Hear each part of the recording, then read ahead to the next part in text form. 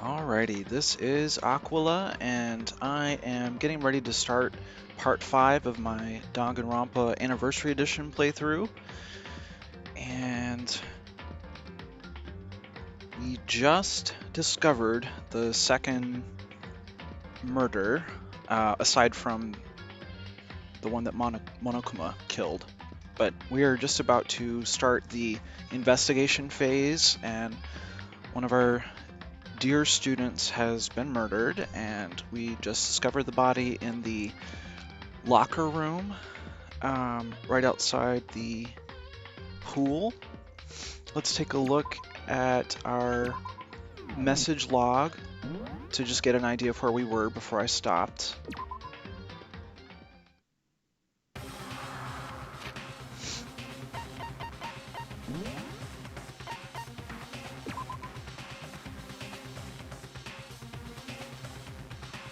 Okay. Yep, Byakuya is remarkably calm. Look, Chihiro's corpse has been suspended somehow, and something's been written on the wall in blood. Bloodlust? Such a brutal way to kill someone. No, this is beyond brutal. Wouldn't you agree? They killed her. How could it not be brutal?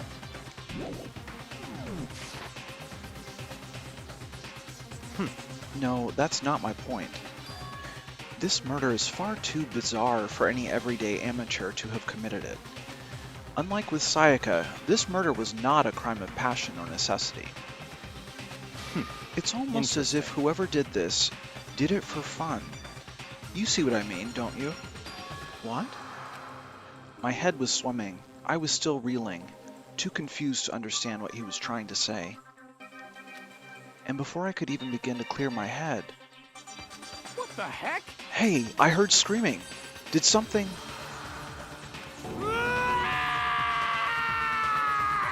Chihiro!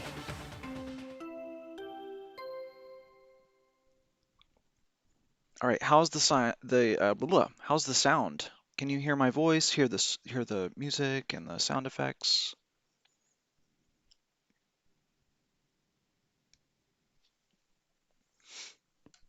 Let me know in Discord or on YouTube. All right, thank you, Mason.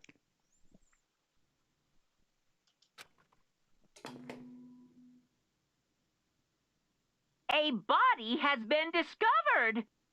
Thank you, Jerry. And here comes Monokuma. After a certain amount of time, which you may use however you like, the class trial will begin. And thank you, Topazium. I'm glad it's coming through clearly. What the hell was that? What? Ah, that's right. You were unconscious during Sayaka's, so you don't know about it. What you just heard was the body discovery announcement. Apparently, when 3 or more people discover a body, an announcement plays to let everyone know. I imagine it's so that the search for the culprit can proceed fairly for everyone involved. Proceed fairly?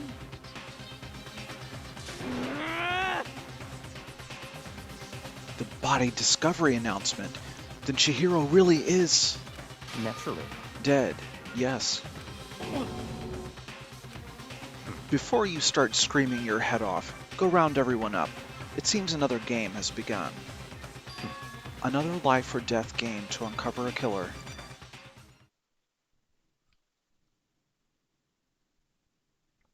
Taka bolted out of the locker room. As everyone made their way to the scene, it felt as if no time at all had passed. It was like my sense of time had just taken wing and flown away. When I finally came back to myself, I saw everyone had the same look of confusion, fear, and anger. We all just stood there, gathered around Chihiro's body. Damn. I couldn't keep her safe. So there's another victim. Which means we are now in the same position once again. Fuck, man. What the fuck is this? What? It's a dream. This is a dream. It's all just a dream. In fact, I haven't even been born yet. I don't have any memory of ever being alive. Shut up.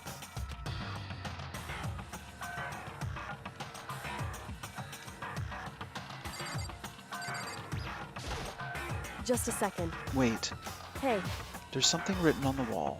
Doesn't that concern you? I thought I was trying to leave the room. Whoops.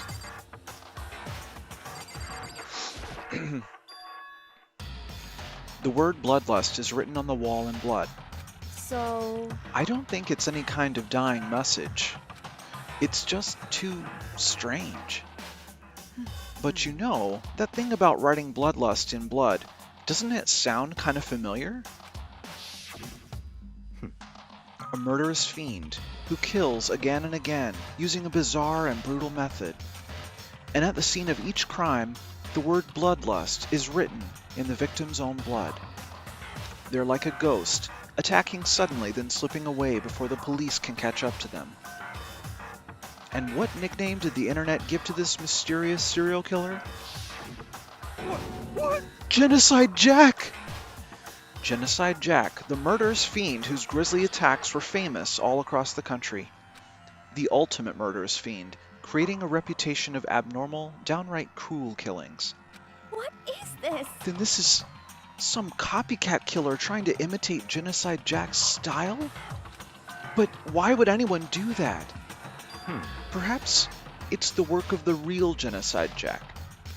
What? The real? Wait, are you saying Genocide Jack is here in the school? No way! There's no way. But going so far as to write bloodlust at the scene, I am surprised at their stupidity. Well, I can't imagine a worse situation than dealing with a stupid murderer. What is it now? Toko! Hina was pointing toward toward the entrance to the girls' locker room. Toko was the last to arrive, and now she was just standing there. No! Why? Why? Why? Yep, she did warn us about this, didn't she? She fainted. That did not sound good. Toko! Hina rushed over to the collapsed Toko and started trying to shake her awake. Toko, are you okay? Come on, wake up! Oh, that's right. I just remembered what she said about how she faints anytime she sees blood. Oh, So she is hemophobic. I imagine she does not watch too many horror films then. This isn't a violation of the rules, right? I mean, technically, she passed out somewhere besides her room. No, I think it should be okay. The regulations prohibit sleeping, like, on purpose. So since she didn't faint on purpose, it doesn't count. Gotcha. just a second. Toko, can you hear me? Hey, you gotta wake up. As if she'd heard her, Toko suddenly shot awake. As in, she literally jumped up from where she was laying. It was such a strange reaction. I was at a total loss for words. She leapt straight up into the air, changing her stance as she did. In no time flat, she was just standing up. Ignoring the physical contortions she had to go through, her emotions were totally haphazard. Huh? What? Sorry about that. I was just so shocked, you know? It happens, right? Was I the only one? Toko, are you okay? I'm fine, I'm fine. Whoa, was that a dead body? Hey, are you dead? what the heck? She must have hit her head real hard when she fainted. The world has a front and a back, a top inning and a bottom, a sea of truth and a web of lies. Well... This is quite concerning. I mean, she sounds completely different. No, everything's fine. At least the stutter's all gone. That's a good thing, right? I see. It's clear to me that everything is not fine. Your eyes seem strangely vacant. It might be best if we take her back to her room for the time being. So, I don't mind taking her, but could someone help me? Mm-hmm. If you need help, I don't mind. um... Taka, could you help me? She totally ignored me. Very well. You take care of the girl, and the rest of us can begin the investigation right away. Can I assume nobody has a problem leaving Sakura and Mondo on guard duty again? Hold on a second. Rushing to an investigation? The mastermind isn't behind that. After what happened last time, surely you realize that. Don't make me repeat There is myself. no question that Chihiro was murdered by someone among us. Isn't that right, Monokuma? Of course! Right as rain. But don't take it as a bad thing. It's just a fact of life. Because Yahoo! that's how graduation works. Then it's happened again. Is that what you're saying? That another one of us killed a fellow classmate? What? Does that freak you out? You guys got no balls, you know that? Is there just nothing down there at all? Well, I'll let you pray to mine if you want. Actually, I don't have any either. Sorry. Stop talking. Stop monologuing and give us what you came here to give us. You did bring it, right? I sure did, chum. It's the Monokuma file! Allow me to present the next Monokuma file. I know how much you must be looking forward to it. See ya later! So please do your very tippy-top best on this investigation. No way! Do we really gotta do another investigation? Examining the corpse of one of our friends. Having to suspect all our other friends. Why? I hate this. I can't take it anymore. Oh no! I hate it too. Help me! I've had enough. I'm getting out of here. Hey! Where do you plan on going? There's nowhere to run. Such ignorance. Just accept it already. After all, blood is just a liquid. A dead body is a simple object. And I'm going to interject here. The character artist for this game really, really likes body fluids. I don't understand what it is, but coming from the eyes, coming from the mouth, just everywhere, there's always tears and snot and fluid, and yeah, it's just really distracting sometimes. But anyway, you are very enthusiastic about all of this, are you not? Naturally. How can I not be? If we don't unmask the culprit, we all die. That's true, but to jump into it so soon... What? What? Do you want to die? Fine. Then go off and die somewhere. Right now. Go ahead. You're a waste of space. Damn you! A dead body is an object? Piece of shit! Chihiro wasn't an object. Show a little respect, or I'll beat some into ya. Calm down. Everyone stop bickering. Listen, there's some truth in what Byakuya said. Kyoko, Because... if we don't solve the mystery and find the killer, our own lives are forfeit. And if Byakuya is right, that Genocide Jack is somehow the one who killed Chihiro, That's right. then unless we do something, more victims could start piling up. What? Forget more victims! If we mess this up, we're all dead meat. Hey! Hey! Hold on. If that's your worry, you don't gotta worry any longer. In any one killing game, the guilty party may only kill a maximum of 2 people. Huh? What? I don't remember any rule like that. Actually... I just came up with it. I mean, if one person went around and killed everyone, your lovely little student life would be all over, right? The new rule has been added to the regulations menu. Excellent. So then... In that case, why not limit it to 1 person? Hey! Well, in good mystery, you don't want to miss out on at least the potential of a serial killer angle.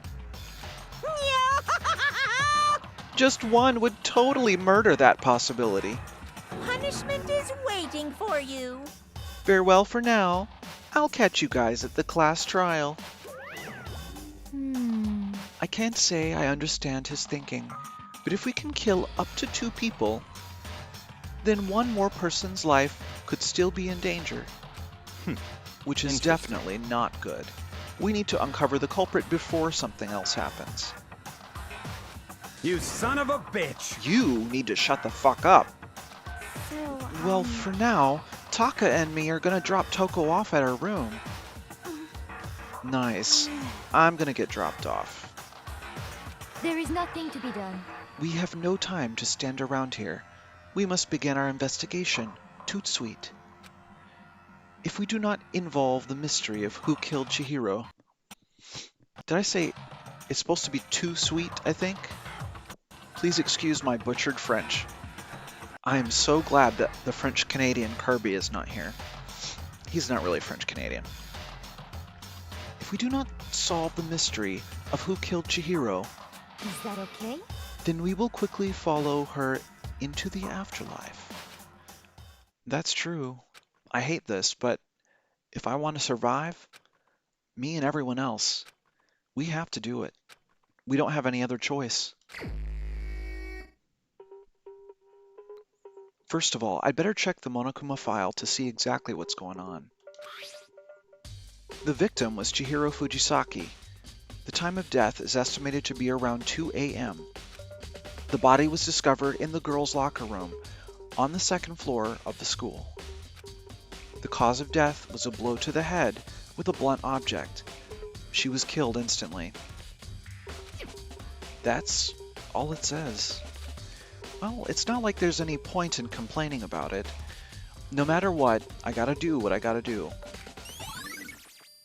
Monokuma file number 2 has been added. Excellent. Hey, Makoto, do you have a second? Huh? Did you need something from me? Naturally. Of course. Life without purpose is quite dull, you know. So what did you need? I'm gonna let you cooperate with me during my investigation. Huh? What? I'm purchasing your talent. The same talent which allowed you to solve Sayaka's case. Solve? No, I just... Stop talking. You seem to have some limited use, which is why I've chosen you. You have the honor of contributing to my investigation. So, you're inviting me to come with you. You're doing it in the most arrogant way possible, though. Let's go. Now then, shall we get started? But... we need to get moving. There's no time to be standing around. I don't really know what just happened, but it looks like I'll be working with Byakuya on this one.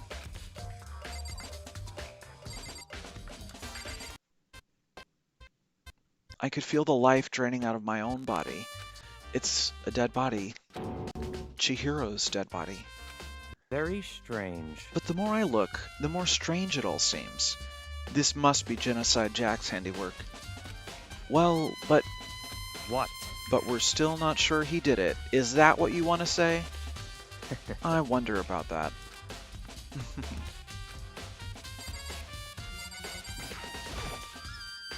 The poster's got some blood on it. It must have happened during the murder.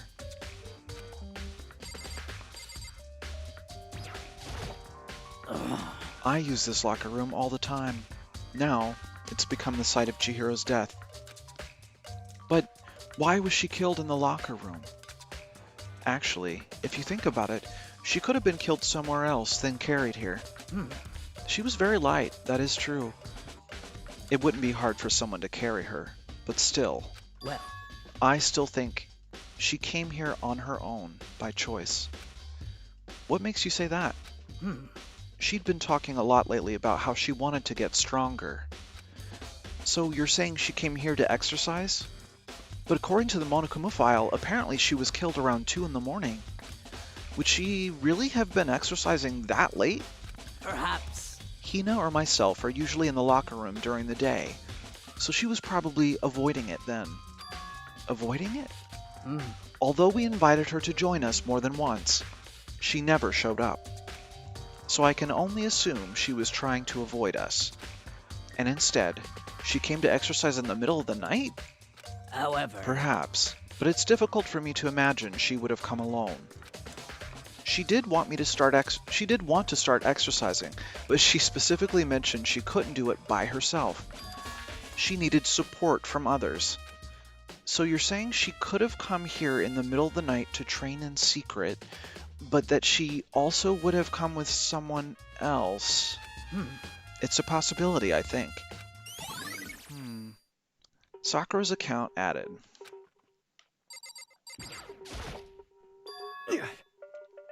Dude had a real complex about being weak. You heard Chihiro talk about it, right? Oh, I need to get stronger. Yeah, I do remember she said that more than once. Sure did, which I guess explains the trip down here. But did she really need to get stronger that badly?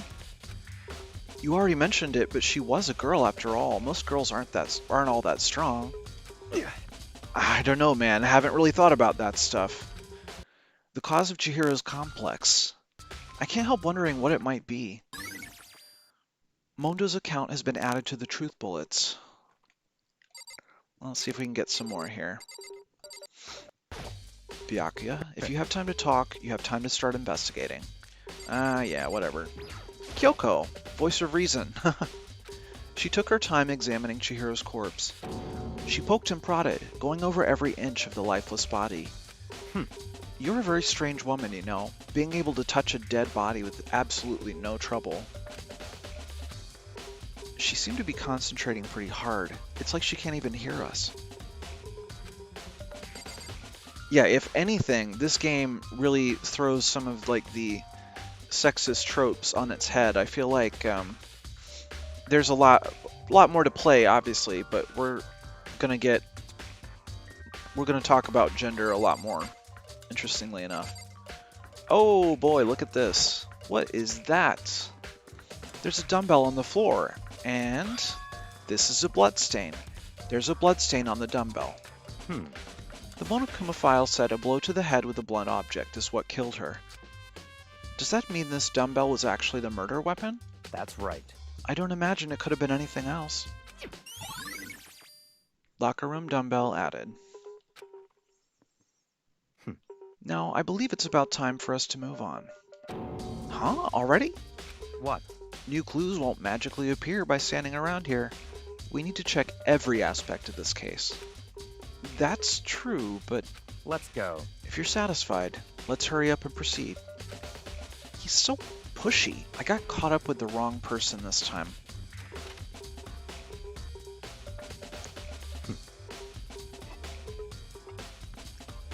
So, this is our next location. Huh? This place is related to the investigation? Figure it out for yourself. It's no fun if you don't, right? Well, let's take a look at everything. Might get some coins. Maybe this gun was used... No, impossible. If that were true, Chihiro would be riddled with holes. Surveillance camera. Even as Chihiro was being murdered, I bet the mastermind was just sitting there watching. They know what's happening, and they're still forcing us to go through with this.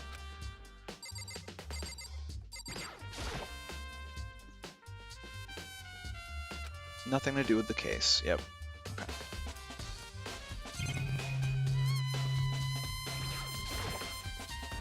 Flotation donut. Not related. That's not even the scene of the crime, idiot.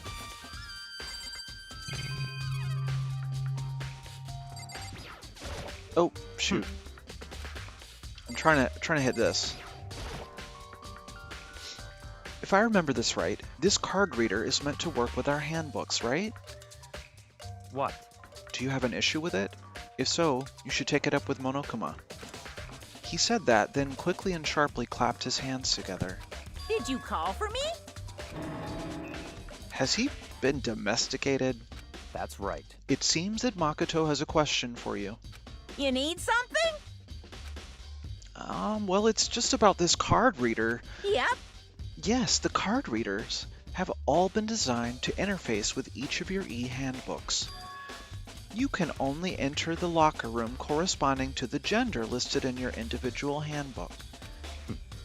And it's impossible for two people in a row to go through while the door is unlocked, correct? Unbelievable. If there were some sort of erotic terrorist on the prowl, the ceiling-mounted Gatling gun would initiate a Swiss cheese slaughter. And the school regulations prohibit anyone from lending someone else their handbook, correct? Correctly correct. So then, that means only girls can go into the girls' locker room, and only boys can go into the boys' locker room. In other words, Chihiro's body being found in the girls' locker room means, hey, Makoto, I can see right through you. See right through me?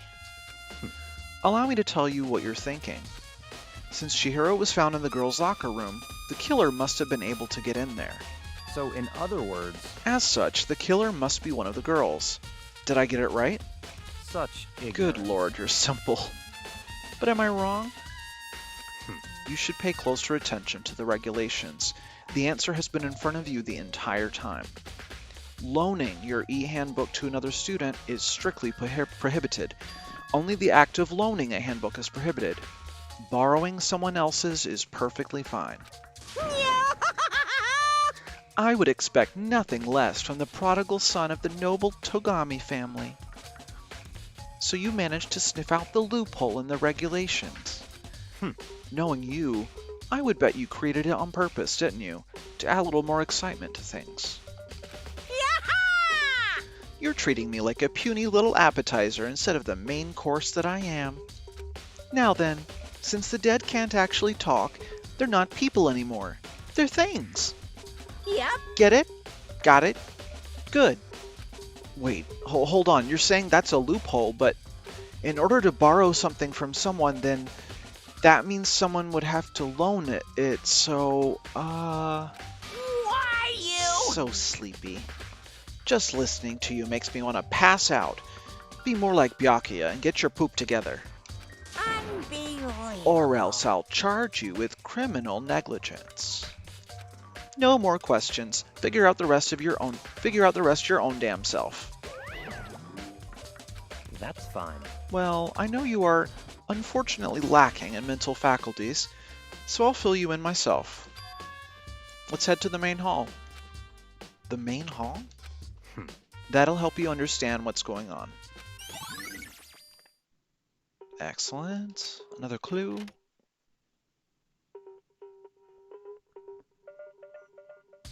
We came to the main hall.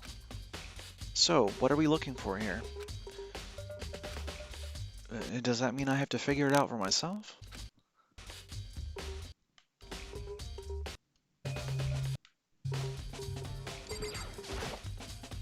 There's a mailbox here. Could there be something inside? It's an e-handbook? No, wait, there's 3 of them, but what are they doing here? So, you finally found them. Huh? Did you know these were here, Byakuya? I happened to find them by chance myself the other day.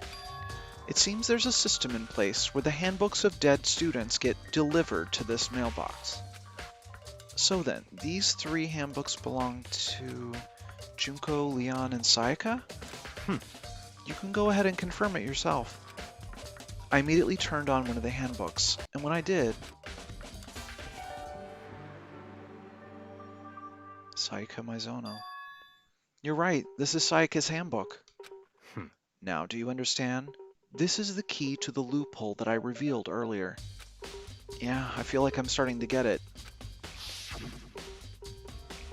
You should pay closer attention to the regulations. The answer has been in front of you the entire time. Loaning your e-handbook to another student is strictly prohibited. Only the act of loaning a handbook is prohibited. Borrowing someone else's is perfectly fine. I see. Yeah, now I understand. What? Hold on a second. What's wrong? Very strange. That's strange. One of the handbooks won't turn on. Is it broken? Whose is it?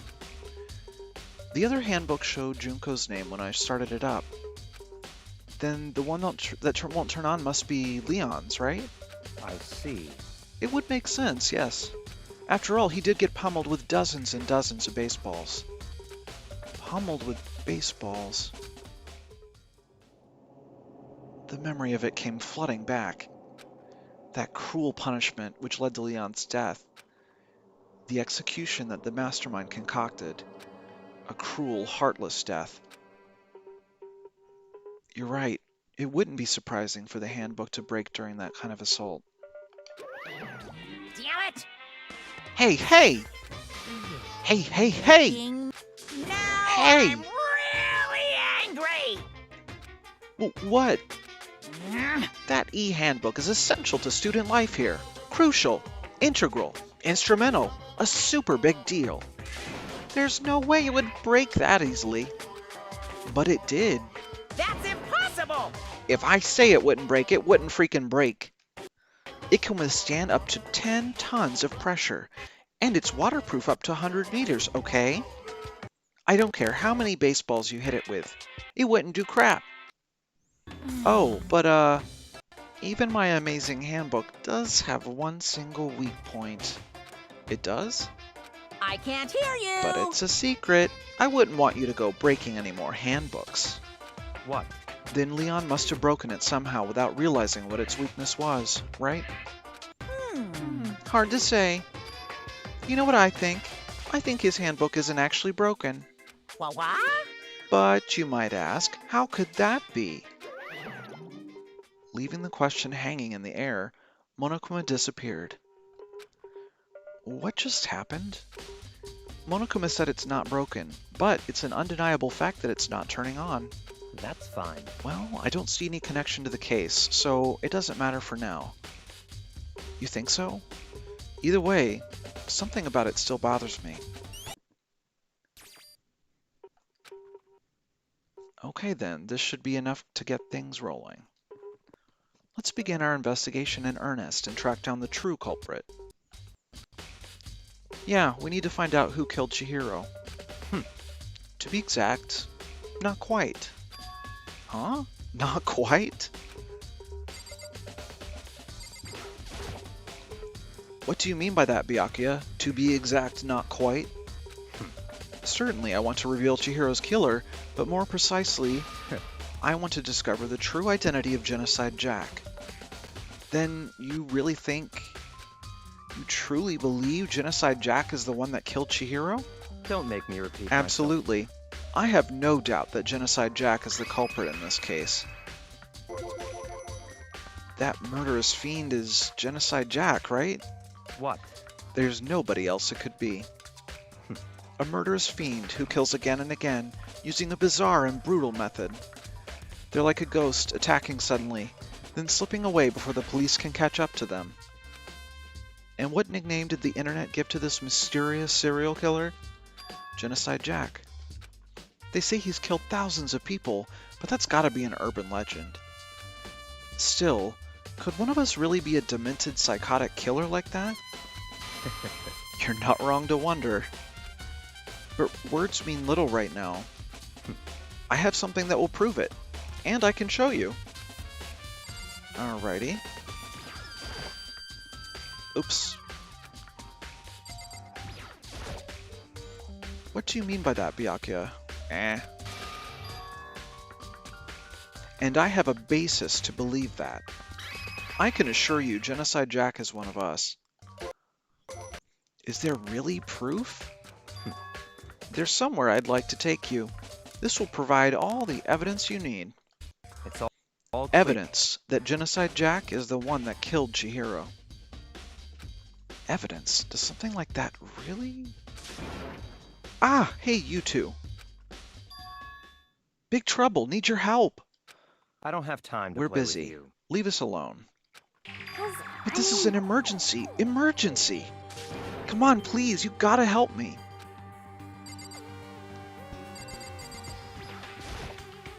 please. This is a serious emergency. Please, please, you gotta help me. Just calm down, okay, Hina? 'Cause I But, mean, but, it's an emergency. An emergency? What happened? well, Something's wrong with Toko. She's acting super strange. Well, I mean, she was acting pretty strange earlier, right? What should we do, Byakuya? Very strange. Since it's Toko, I must admit, I'm intrigued. I suppose we can take a second to see what's going on with her. Are you sure? Don't make me repeat myself. I didn't expect that. I thought for sure he'd just say no, and that'd be the end of it.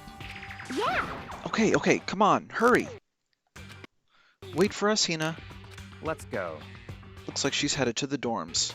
To Toko's room, most likely. You're right. Ah.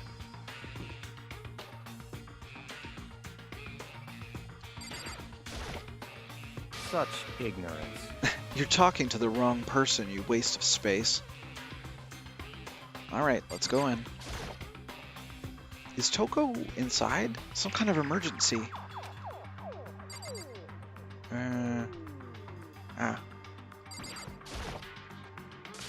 You guys are too slow. I think you're just too fast. So, what's this emergency? So, Well, after what happened in the girls' locker room, we left Toko in her room so she could lay down. After a while, we came back to check on her, you know, see how she was doing. But when we did, it was weird. She refused to come out, and she kept saying all this weird stuff. Weird stuff? That's fine. We should try talking to her ourselves. Yeah, good idea.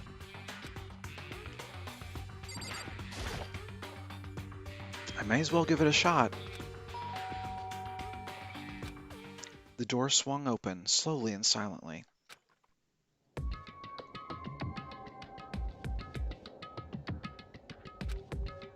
Holy crap! An aura of negativity flowed out from behind the door, forcing a gasp out of me. What? Oh, nothing. It's just that Hina was really worried about you, holding yourself up in your room. Leave me alone. Yeah, sure thing. But could you open up just for a second? Won't allow it. Huh? I won't let Genocide Jack have control. And just like that, she slammed the door in my face. What was that? She's been acting like that the whole time when I rang a little while ago.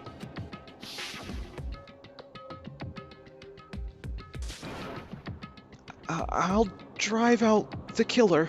Drive out the murderous fiend. It doesn't make any sense, right? I was afraid to leave her in there alone, so I tried to bust down her door. But it felt like something was holding it shut on the other side. I couldn't even budge it. Toko was scared enough to even bar her door? Does she think the same thing as Byakuya?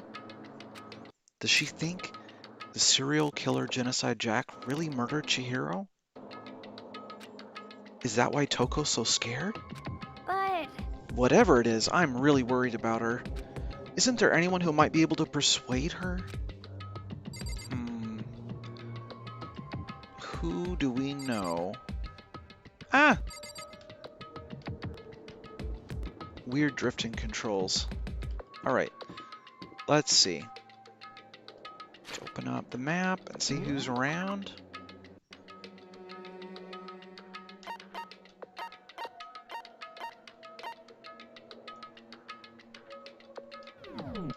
Yeah, it probably won't let me go anywhere right now.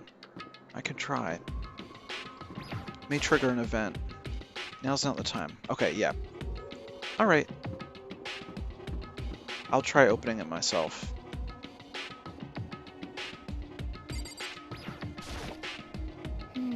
Whatever it is, I'm really worried about her. Maybe Byakuya. Oh, because he is the object of her affections.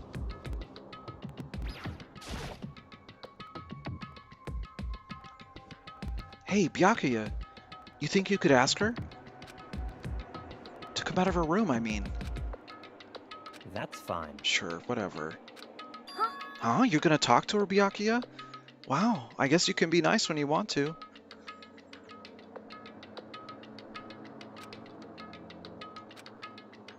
Byakuya stood in front of her door, not making a sound, and pressed the doorbell. After a few moments, What do you want? leave me alone. You're all so annoying. Ah! Bacula! It's Byakuya. I'm sorry, I couldn't keep our promise. But don't worry, never again. I won't let Genocide Jack have control ever again. And with that, the door slammed shut. Even Byakuya couldn't pull it off. There's nothing else we can do. Let's get back to the investigation.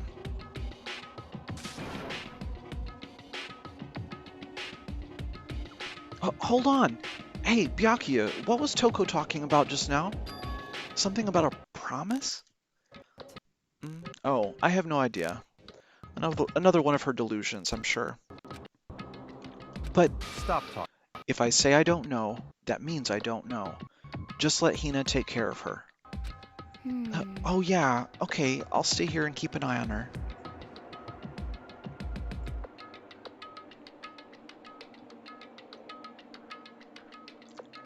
Let's go. Well then, let's go. Without waiting for a reply, Byakuya sped away. Byakuya. And I hurried to catch up.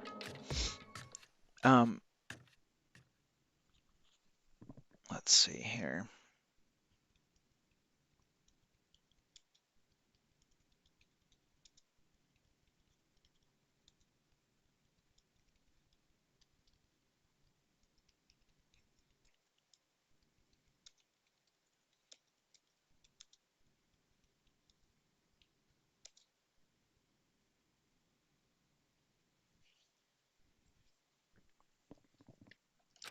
Tried to talk to him several times as we walked, but he didn't even look back, let alone say anything. He just kept walking towards his destination. Finally, his feet brought him to a stop in front of a certain room.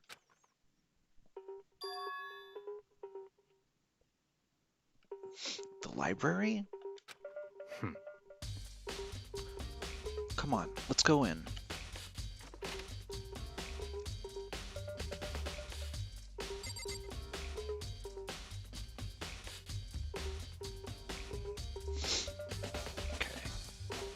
Well, we still got that weird-ass letter.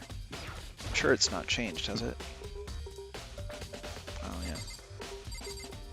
I wonder if this door's unlocked now. If I remember, on the other side of this door is the archive, right? Hurry up and go inside. Oh, here? Let's go. It'll all make sense once you're inside. I would not want to be in a small room alone with that dude. Whoa, there's so many books and files. And so much dust, too. So, in other words, I would say there's enough value in this place to endure the dust.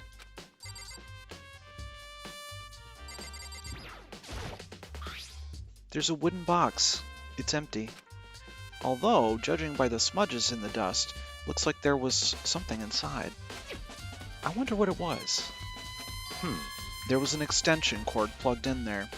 It proved very useful while I was in the library. An extension cord, huh?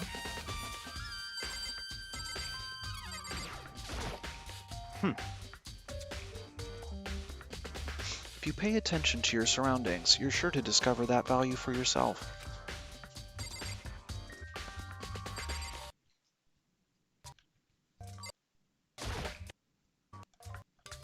So many files stuffed onto the shelf. What's in all these things? that's enough.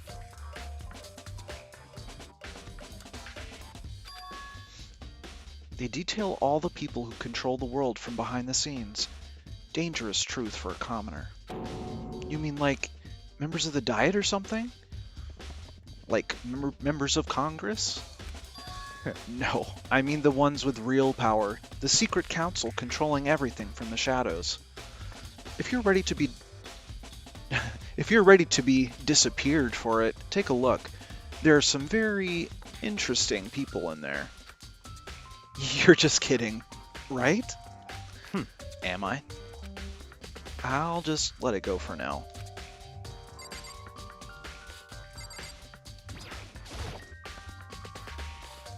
This shelf is stuffed tight with files. Without really thinking about it, I picked one at random. Ah, you have a sharp eye indeed to select that file. Huh? That's right. That's the report on a presidential assassination. The original is kept at the National Library. It won't be declassified for another 30 years. Are you sure you want to look at it now? There's no telling whose crosshairs you might wind up in for peeking at it. Yeah, who's gonna tell on me? You? Without making a sound, I return the file to the shelf.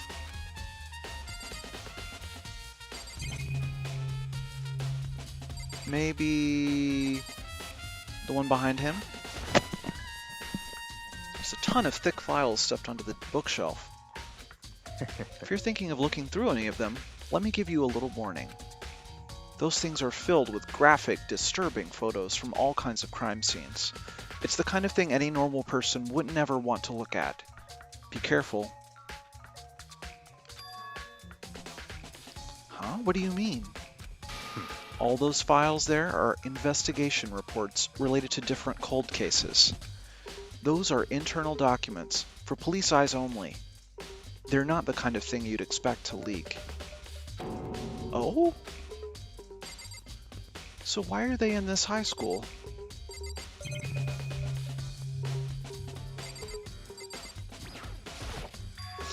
Huh? It's a desk lamp. Oh yeah, it's the same one I saw Byakuya using in the library before. What? Do you have a problem with that lamp? It was here before, then I moved it over there. It's too dark over there, so I thought I'd put it to good use. So, are you finally beginning to understand the true splendor of this library? The entire reason I was interested in the library is because of this room right here.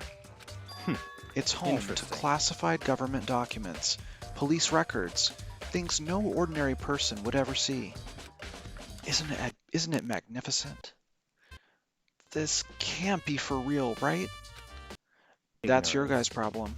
Anything that doesn't fit into your... That's your guys' problem. Anything that doesn't fit into your preconceived reality, you label it a lie.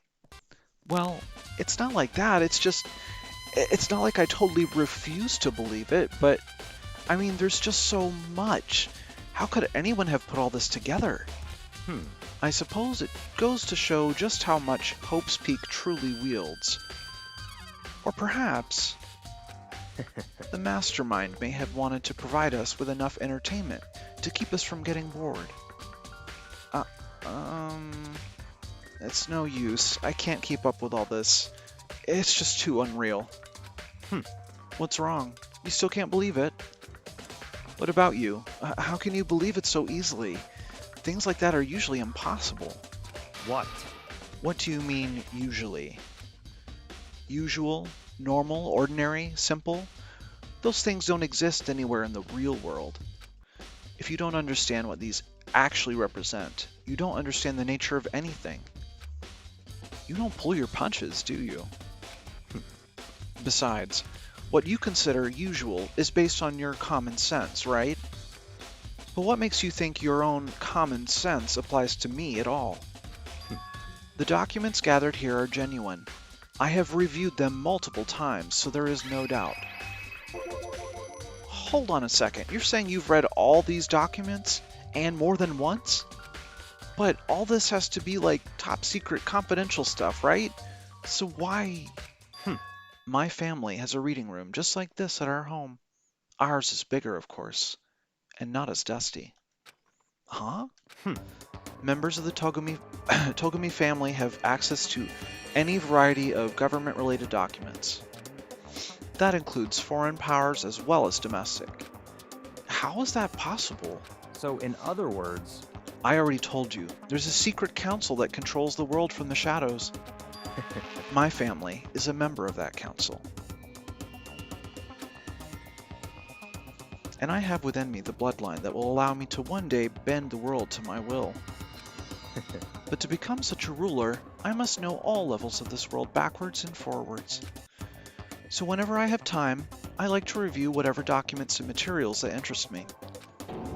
Which is why I can proclaim without a doubt that the materials gathered here are the real thing. This is beyond believing or not believing. Byakuya is actually starting to scare me more than the actual mastermind. And what always interested me the most were the cold case police investigation reports. Reading through those reports has always been a hobby of mine, ever since I was little. It's excellent mental exercise. I've solved more than a few of those cases just by reviewing the reports. And among all those reports, one of my recent favorites is the Genocide Jack case. As he talked, Byakuya grabbed a specific file from the shelf. that's right. This is the complete case file. Every single report surrounding the Genocide Jack cases has been compiled in here.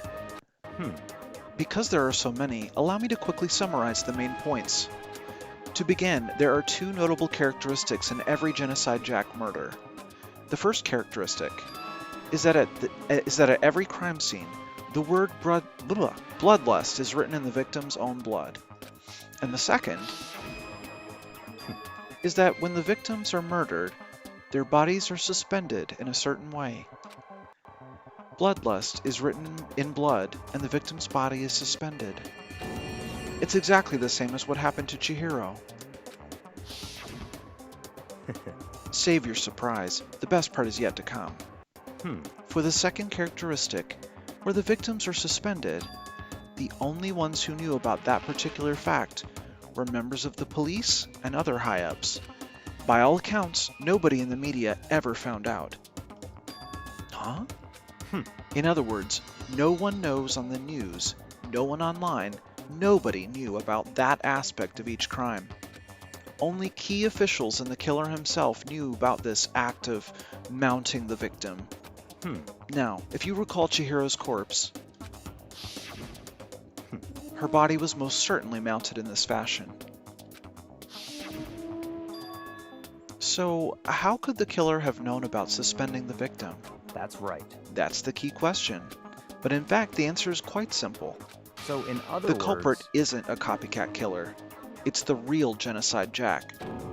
Ugh, in other words, that's right. That right there is the evidence that Genocide Jack has hidden himself among the rest of us. Then Genocide Jack really is such a brutal, fiendish killer, really is walking around among us. interesting. Things are really starting to get interesting, aren't they? I never imagined a killer with such a reputation would ever become part of our little game. Now, don't you think it would be good for you to take a look at what I've already seen? You might just manage to ferret out a clue or two. Such ignorance. If you get down on your knees and beg, I might even show you myself. Ugh, arrogance of this guy.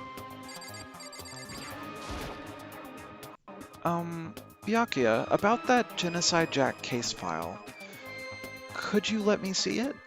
That's fine. Well, you didn't beg, but I guess it's okay this time. Feel free to look at it in here, but you can't take it with you. Ooh. Byakuya handed me the file, and I flipped through it with tense, nervous fingers. Suddenly, my hand stopped. I had reached the page where photos from the scene of each crime had all been collected. The names of Genocide Jack's victims ran on for several pages. Ken Harada, 32. Tetsuhiro Honda, 17. Shoji Gaku, 23. Kano Issei, 14. Takeshi Yoshida, 30. Komatsuna Taro, Takefumi Gono, Uchida Naohisa, Takeshi Masamune, Yuto Yumejima. There was no end to it. But one thing became perfectly clear as I read. All of the killer's countless victims were killed and suspended in exactly the same way. And at the scene of every murder, the word bloodlust was left in the victim's own blood. Now, take a look at the next page and you'll find another interesting tidbit. The next page?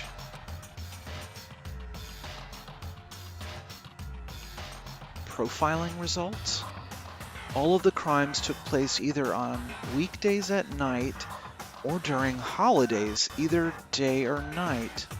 The most common time for killings to take place was on holidays in the afternoon. Based on these facts, it could be suggested that the suspect may be a student. Evidence suggests that the suspect lingered at the scene, but when they did leave, they were in a panic. Because an eyewitness has never come forward, it's unlikely there was any external reason for this. This confused behavior suggests that the suspect may potentially suffer from dissociative identity disorder. So, in other words, The key point here is that the culprit may well have a split personality. A split personality? Like the kind of thing you see on TV? So I'm part of another totally unbelievable story. But this one is way more unbelievable than anything else up till now. Or maybe it really isn't. I don't know. I feel like my mind has gone numb.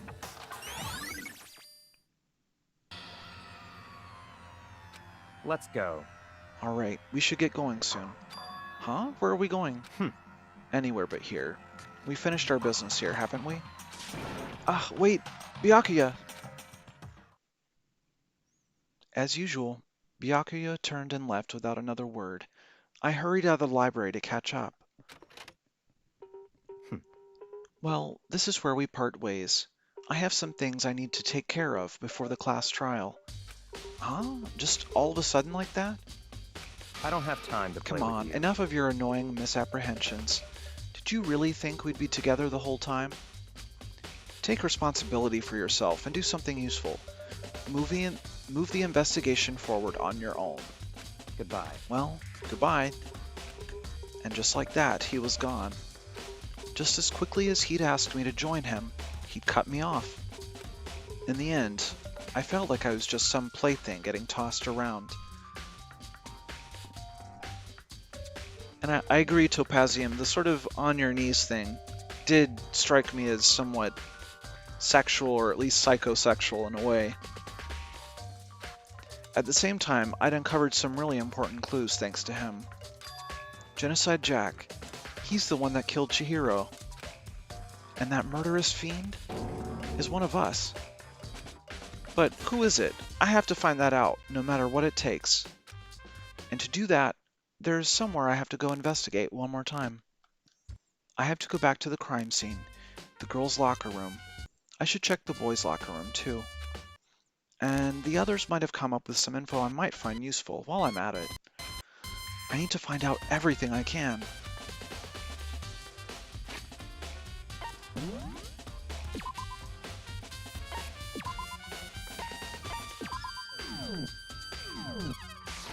Oops, let's go to the map.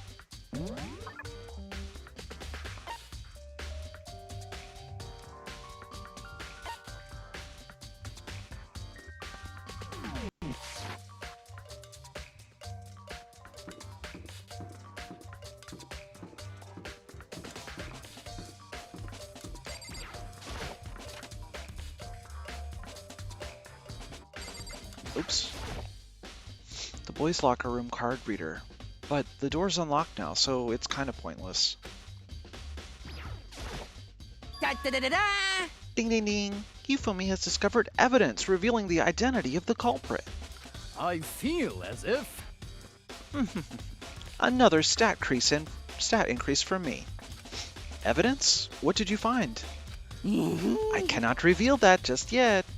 That's it. But I I'm sure of guarantee it. that what I found will steal the killer's breath from his lungs. Are you sure about that? Oh yeah, Miss Ludenberg said she'd witnessed something worthwhile too. Really? What did she see? Well, She it would refused to tell seem- me. It's like when a girl bullies the boy she likes, right? Right? Okay, so where is Celeste now? The warehouse by the dorms.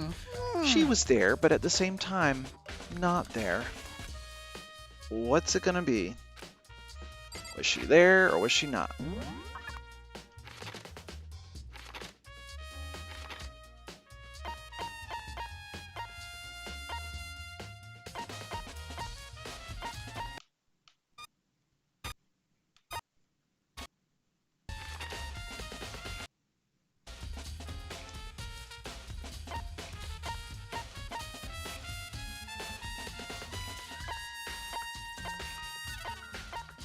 Oh, I guess it's gonna make me walk there. That's alright. Let me check the locker rooms while I'm at it. Okay.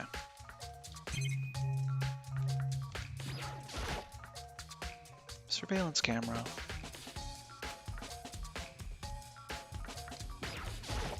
Oh. Huh. This poster. It's a popular boy band called Tornado. Somehow it doesn't quite seem to fit in the boys' locker room.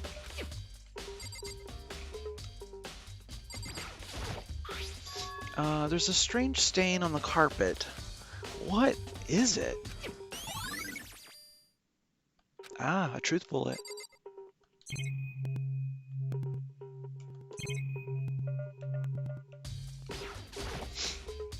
This is one of the monitors Monokuma appears on. Right now it's just showing the school crest. Yeah, we don't want to break it and get punished.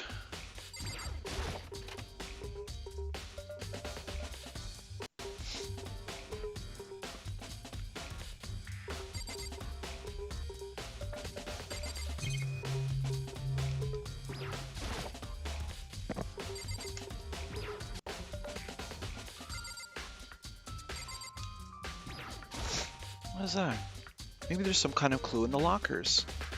Guess not. Oh, we got a coin.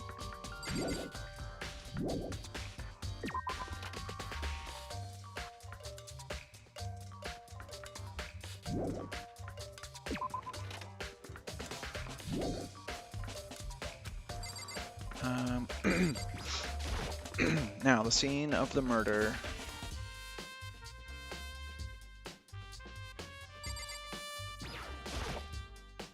Hey, Kyoko, have you made any progress on your investigation? Indeed. Generally speaking. However, But I have to get going. I have something unrelated to take care of. Something besides the investigation? What is it? well, Nothing you need to worry about. Just concentrate on the murder. But so then, before I go, let me give you one piece of advice. You should examine Chihiro's body one more time. Thoroughly. Also, her handbook is missing. You might want to determine its whereabouts. goodbye. That's it. I'll be praying for your success. With that, Kyoko turned and left the girls' locker room. I guess I'll take another look at the body then. And Chihiro's handbook is missing? That's definitely worth worrying about. Yeah, I wonder where that could have gone. Let's see what Mondo has to say. Dude had a real complex about being weak. Oh, we've already done this.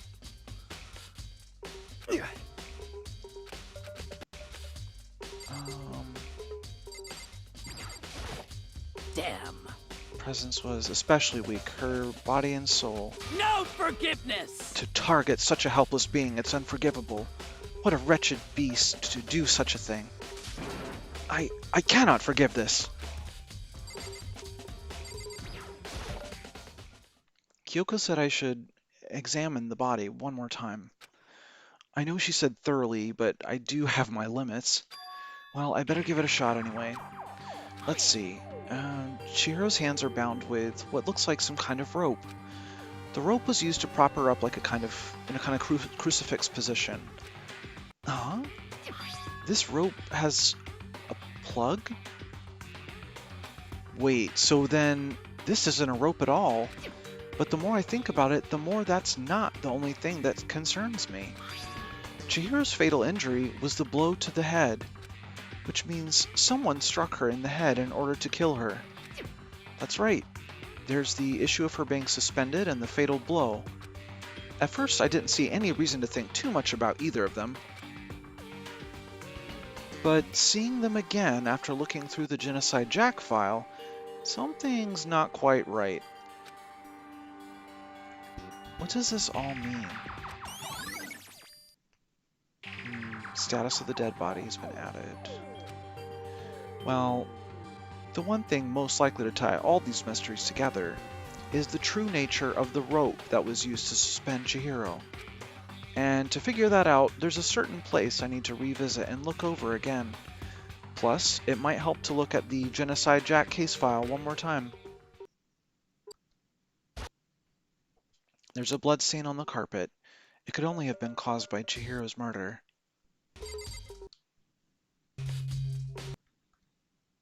I guess I already looked at all these. Blood is the most noteworthy part, but the big-breasted swimsuit model is pretty noticeable too. A girl's locker room doesn't seem like the kind of place you'd find something like this. Oh, but wait, that reminds me.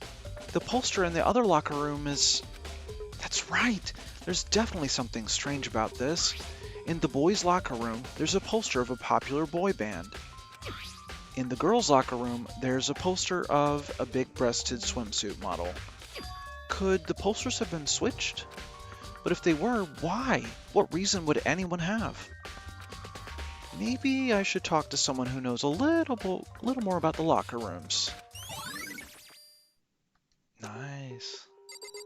Okay, and once more at the murder weapon. Big blood stain on the dumbbell. Monokuma file said that the fatal injury was caused by a blow to the head. Has to be the murder weapon. Okay. The word bloodless is written on the wall, just like in all the other Genocide Jack cases.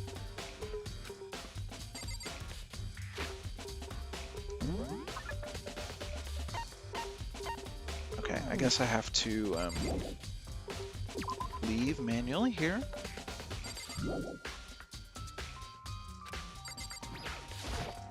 Da-da-da-da-da! I feel as if... That's it. I'm sure of it. I need to speak to Sakura. She's probably the one that knows most about the gym. And then I can speak to Celeste. Well, it would seem...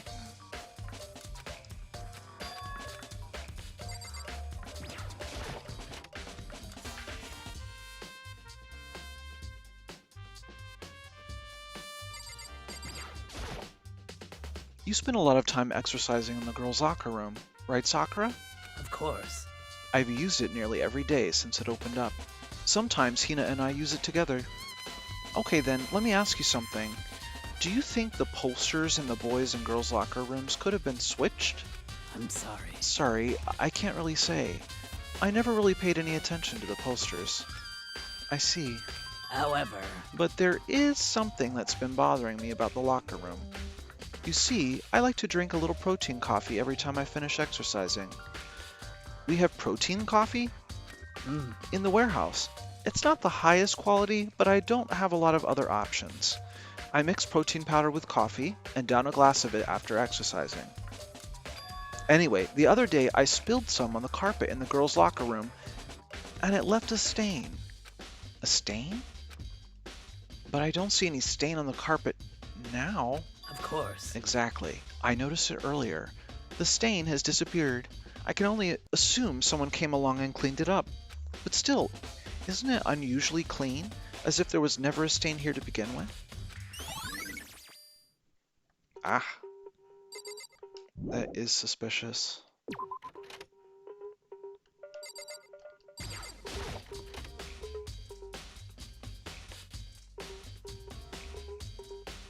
Ah. Look, what's this? There's a strange stain on the carpet. What is it? Well, it certainly does raise some questions.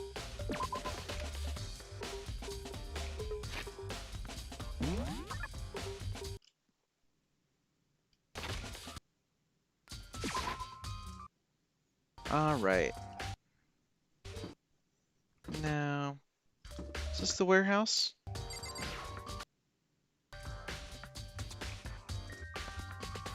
Ah, no, it's the laundry room. Let me look again at the map.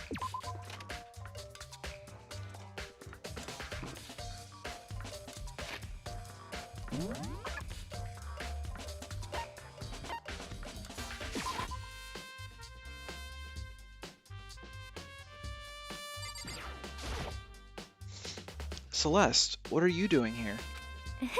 This warehouse is amazing. It has absolutely everything one might need to live a full life. From food to clothes to towels. There's an endless supply to choose from. I see that, but have you found anything related to the case? Most I unfortunate. knew you were going to ask me that. I thought talking about the warehouse itself might misdirect you, but I see it was pointless. Then you did find something. Very well, I will tell you and only you. Actually, Last night, I saw her here. Chihiro was in the warehouse. What, really? indeed. This was right before nighttime. Hmm? What are you doing out this late? Oh, I was just. Are you planning to go exercise, perhaps? What? How did you know? Because I can see a blue track jacket sticking out of that duffel bag you're carrying. Oh, you're right. Thanks. Well, I'd better get going. I'm kind of in a hurry.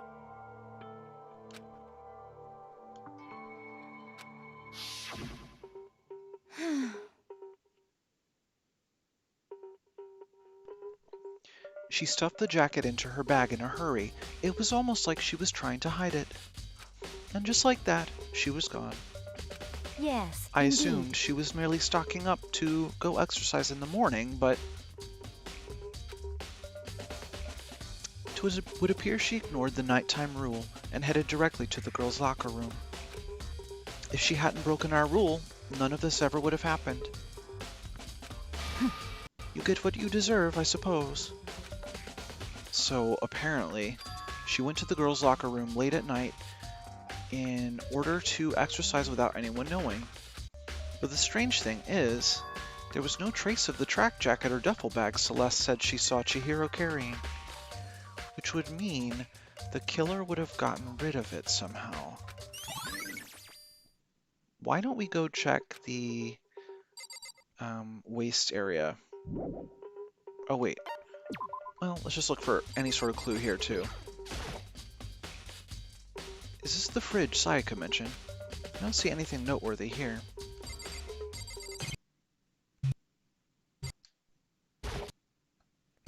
There's all kinds of stuff piled up everywhere. Towels, jackets. Looks like they put together a good collection of school equipment.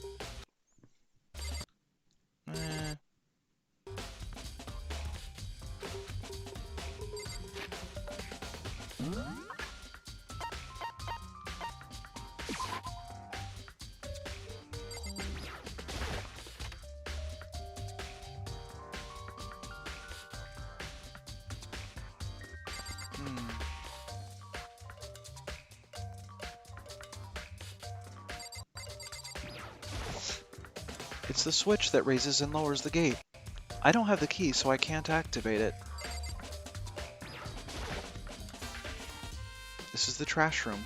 The dump, in other words. But with the gate in the way, I can't actually get inside.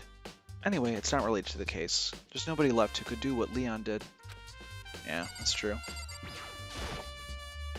There's a hatch on the floor. The door won't budge. It must be locked. Okay.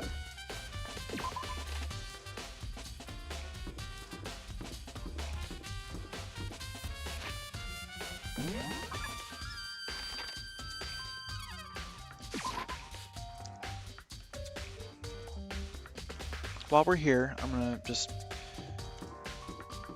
take a look in the store. Oh, hello.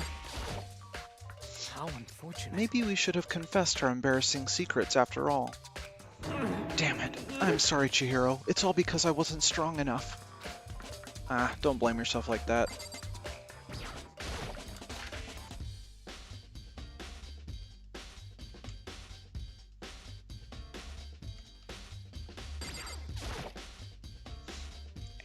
Sure.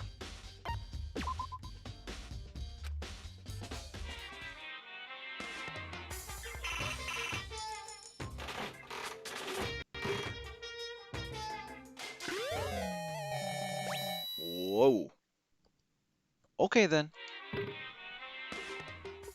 I should probably get going. There's all kinds of stuff in there.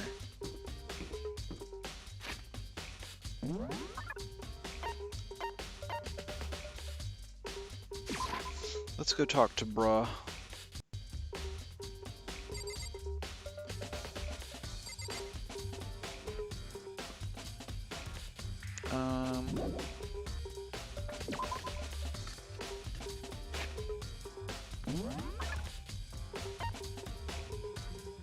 How odd. I didn't even see him in there.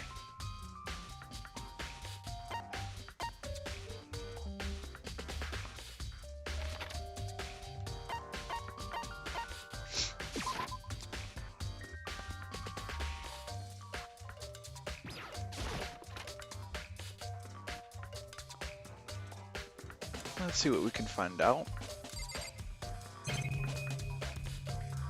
Now, there was an extension cord, if I remember correctly, and it almost looks like that was what was used to suspend poor Chihiro up. Byakuya grabbed that one thing from over here and put it over there. It sure is dark over there. But I guess that's not what we were here for, anyway. It's a document about the Secret Council, revealing the kind of truth a commoner shouldn't go near. So I guess I better not. Yes, the secretive cabal that rules the world. I want to take another look at Genocide Jack's case file. I know it was around here somewhere. Huh? It's gone. Did someone take it out of the archive? But the only one who would do something like that... I can't think of anyone but Byakuya. Well, let's track him down. It's the report on a presidential assassination. It's really intriguing, but if it means I become a target, nope. I'll leave it where it is, thank you very much. Wooden box is empty. The extension cord was in there before.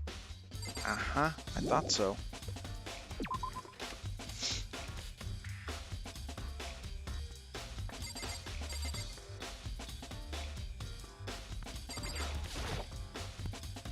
There's a thick layer of dust on top of the desk. Maybe there's some kind of clue here. Guess not. Isn't there a computer over here? I seem to remember there being a computer, a laptop of some kind. Oh, there's still more I need to check. Shelf is packed tight with books.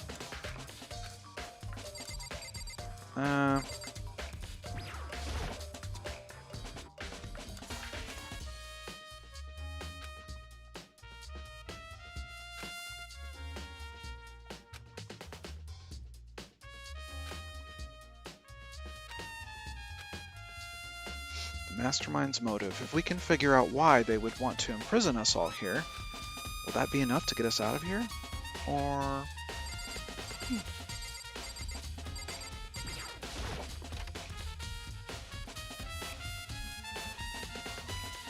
Well, there is still something here that I need to look at.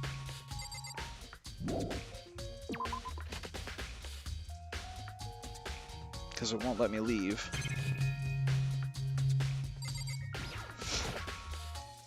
One of the monitors Monokuma appears on. Surveillance camera.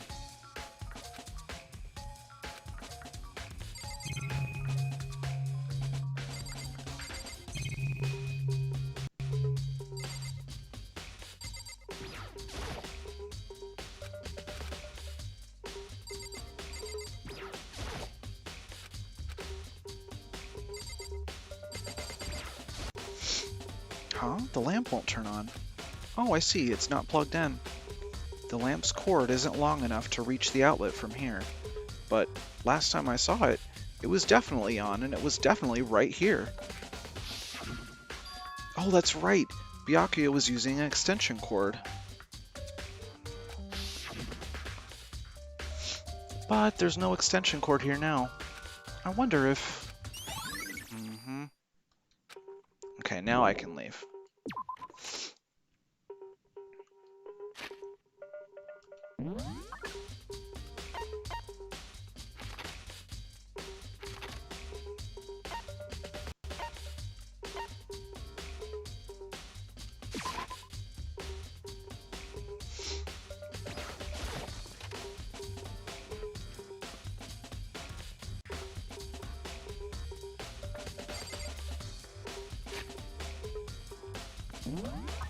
Who was I supposed to talk to again?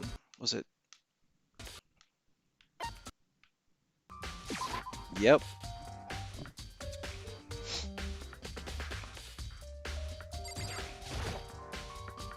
Oh, Hina. How's Toko doing? Same as before. She won't come out, and she just keeps on mumbling something about Genocide Jack. So I just left her there. You left her? My head was all swimmy, and I was getting pretty hungry. Yeah. Oh, but don't worry. I'm gonna head back as soon as I'm done eating. Toko's not exactly pleasant, but I'm still worried about her. Speaking of which, what are you eating? Huh? A donut, of course. Of course? There's two things I'm sure God created. Outer space and donuts. Really? I bet Chihiro would have liked to eat more donuts. Maybe that was her one big regret. I should have tried to spend more time with her. Come to think of it, who did she spend time with? Well... Yeah, she was a little bit strange. Didn't really hang out with the other girls much. It was like she was trying to keep her distance from us. Actually, Sakura said something similar. She said that even though you and her invited Chihiro to exercise with you, she always refused. Yeah, totally. Yep, it's true, and it wasn't just us either. It was like she stayed away from all the girls. Was she just shy? I don't know. She talked to the boys all the time. Isn't it kind of weird to be shy around your own sex, but totally fine with the opposite sex? Oh wait, maybe she was used to guys spoiling her. The law says you can't judge a book by its cover, right? You think so? I never really saw her as that kind of girl.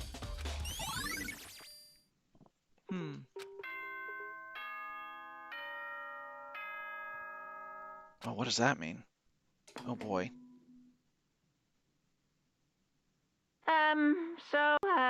I'm getting tired of waiting. Shall we just plunge right in? Oh boy. It's the moment you've all been waiting for! The class trial! Trial already? You remember where to meet, right?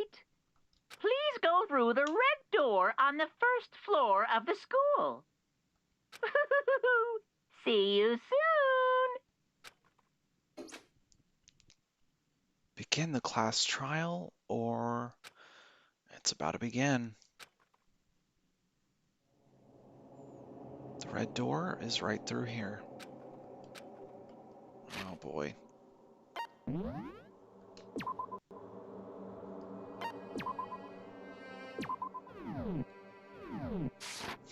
All right, ready to shoot some truth bullets?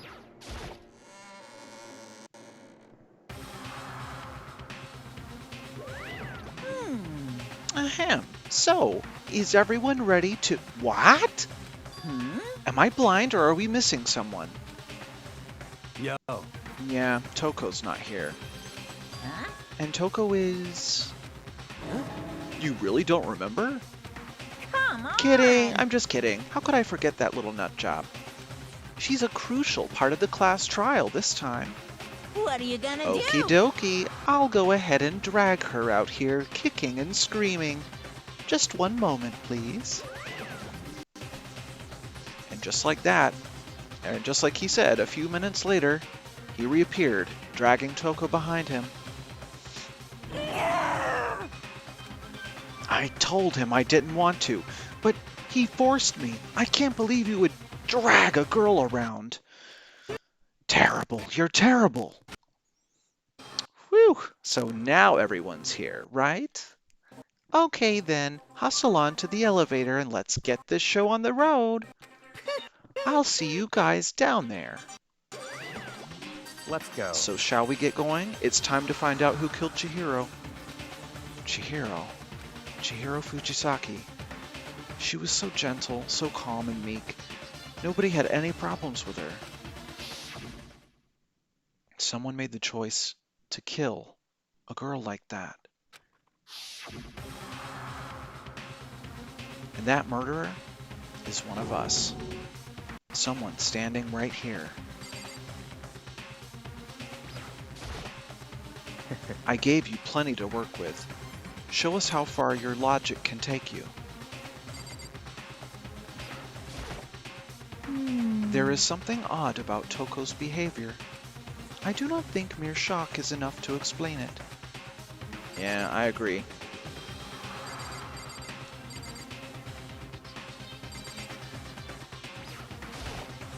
I guess I wasn't much help at all on this one.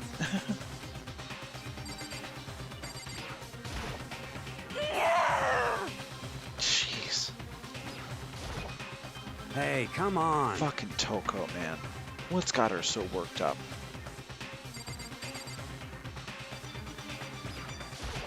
Oops. We have no choice, right? We It's have to true. do this. Yes.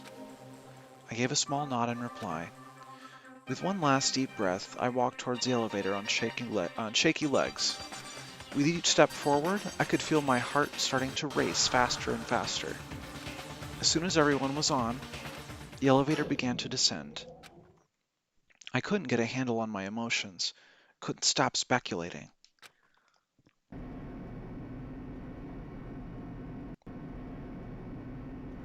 The steel box sank with heavy clunking sounds, deeper and deeper into the ground.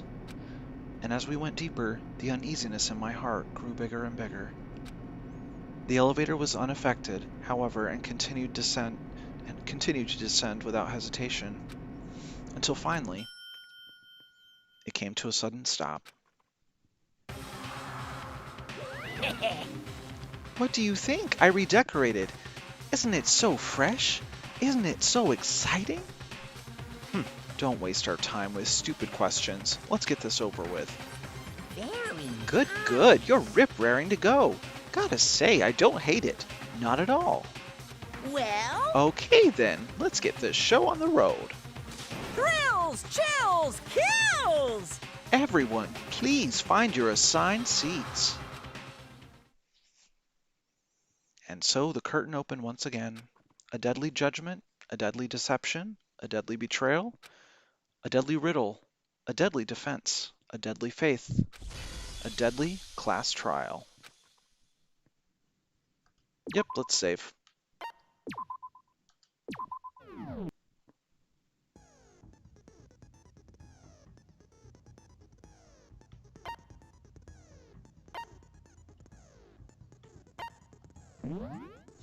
Alright, we have some more skill slots now. Melodious Voice we already have equipped. Increases damage to the opponent. Downshift. Reduces your aim speed, effective during the non-stop debate and the Hangman's Gambit. Sure.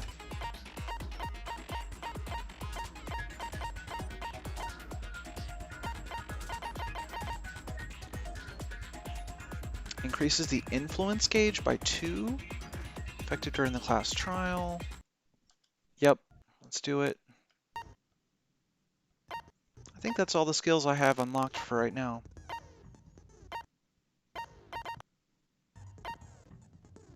Alright. Let's take a look at the E-handbook. See what truth bullets we've got. Okay. Alright, 2 a.m. Discovered in the girls' locker room on the 2nd floor. Cause of death was a blow to the head with a blunt object. She was killed instantly. Sakura's account. Although Chihiro wanted to get stronger, she declined several invitations from Sakura and Aoi, and may have used the locker room late at night to avoid them. Despite this, Chihiro had stated that she desired help with her efforts. She may have been meeting someone in the locker room the night she was murdered. And presumably that was the one who killed her? Locker room dumbbell. Probably the murder weapon. Mondo's account. Chihiro had told anyone willing to listen that she wanted to get stronger. Some assume that due to her inferiority complex about being weak, she admired strength more than anything else. The card reader. To unlock a locker room, you need to swipe your e-handbook over the card reader. You need a male student's handbook for the boys' locker room and a female student's for the girls. It is not possible for two people to enter at the same time. Additionally, lending someone your handbook is a violation of school regulations. Okay, handbook of each student that has died is placed in the mailbox in the main hall. The broken e-handbook. One of the handbooks found in the main hall had been broken, which is apparently a rare occurrence. Junko and Sayaka's handbooks both seem to still work, so it is assumed that the broken handbook is Leon's. However, Monokuma claims it's very unlikely that Leon's handbook would have been broken. Interesting. Genocide Jack case file. Seems like they were all men. They were killed in the same way and mounted to a nearby wall. The word bloodlust was found at the scene of each crime written in blood. Profiling indicates the killer is likely a student suffering from a split personality. Aoi's account. Chihiro seems to have consciously kept her distance from the other girls at the school, even from the beginning. Meanwhile, it had been noticed that she got along remarkably well with her male classmates. Boys' locker room carpet. The carpet in the boys' locker room was found with a blackish stain. That was the coffee that Sakura had. We think that the two locker room posters were switched. The one that was presumably in the boys' locker room originally had blood on it. Chihiro's e-handbook has not been found on her corpse. Status of the dead body. Chihiro's body had been suspended and her hands had been bound with some kind of rope. Her fatal injury was a blow to the head. And the rope was the extension cord, presumably. We know about the disappearing stain, library desk lamp, Celeste's account. On the night of the murder, right before nighttime, Chihiro was spotted leaving the warehouse. It seems she was stuffing some blue exercise clothes into a duffel bag. Presumably she was on her way to exercise, but the clothes were not found at the crime scene. Celeste had not told anyone other than Makoto about this encounter. Alright, so that's something that we have on our side. If somebody else talks about it, then that's pretty suspicious. Alright, let's start.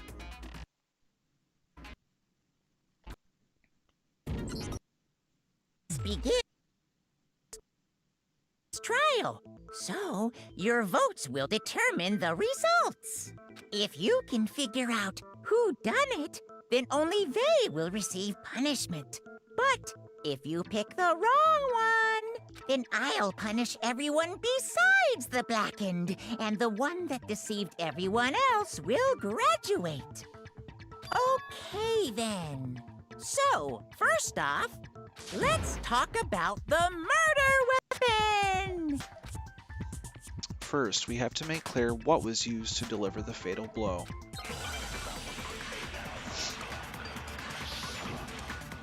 Alrighty. Locker room dumbbell. Chihiro's fatal injury. It appears it was a head wound. According to the Monokuma file, the killer used a blunt instrument. But what kind of blunt instrument could it have been? I bet it was an iron pipe. Wrong. No, that's wrong.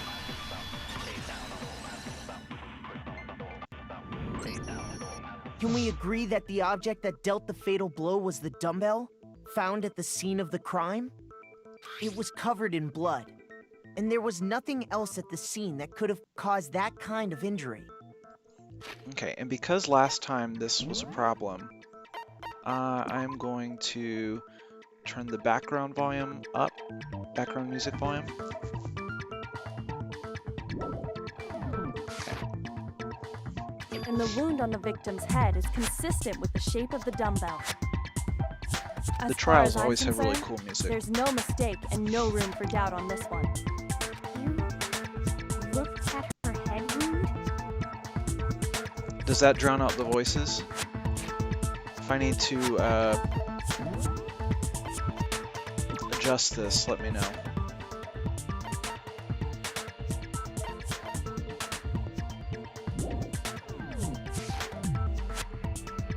Yay! That's so creepy! If you don't mind, I will proceed from here. Let's move on to discussion of the culprit. Although, I believe the criminal behind this heinous act is already quite clear. What? For real? Chihiro's killer is the fiendish serial killer, Genocide Jack.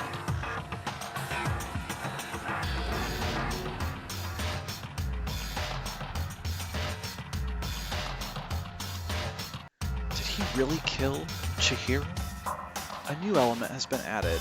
Interesting. Let's hear about it. For this debate, lines of white noise will appear to disrupt your reactions. Ooh. Your truth bullets will disappear if they hit these lines, so think of them as obstacles.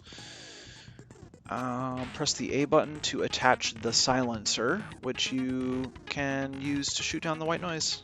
Okay. However, if you shoot an actual remark with your silencer instead of the white noise, time limit will decrease. Oh boy. Oh, but if your action difficulty is set to gentle, white noise won't appear at all. Okay, so I think we're safe.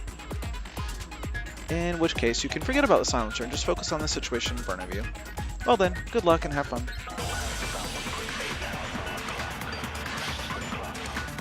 Yeah, I'm a bit clumsy with controls, so...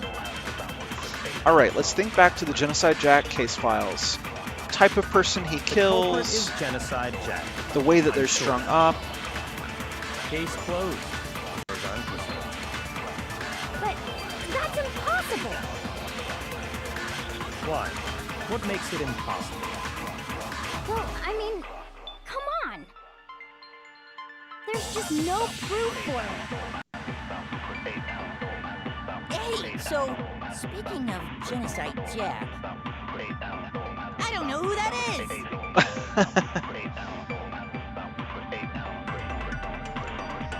The thing Byakuya showed me in the archive. One look at that, and anybody would be convinced. Alright, now I know what to do. Case closed. As far as I'm concerned. But that's impossible! Why? What makes it impossible? Well, I mean, come on! There's just no proof for it. No, it's wrong.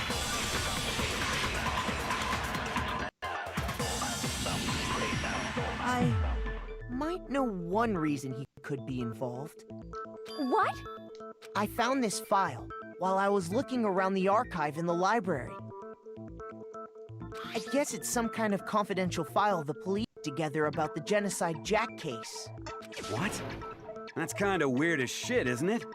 What was something like that doing in the library? The why of it is probably more trouble than it's worth. So let's forget about that for now. But yeah, and it would probably impede your... It would hurt his chances of becoming one of the Illuminati or whatever. More importantly, it outlines all If everybody the specifics knows of all the the Genocide secrets. Jack case in exceeding detail.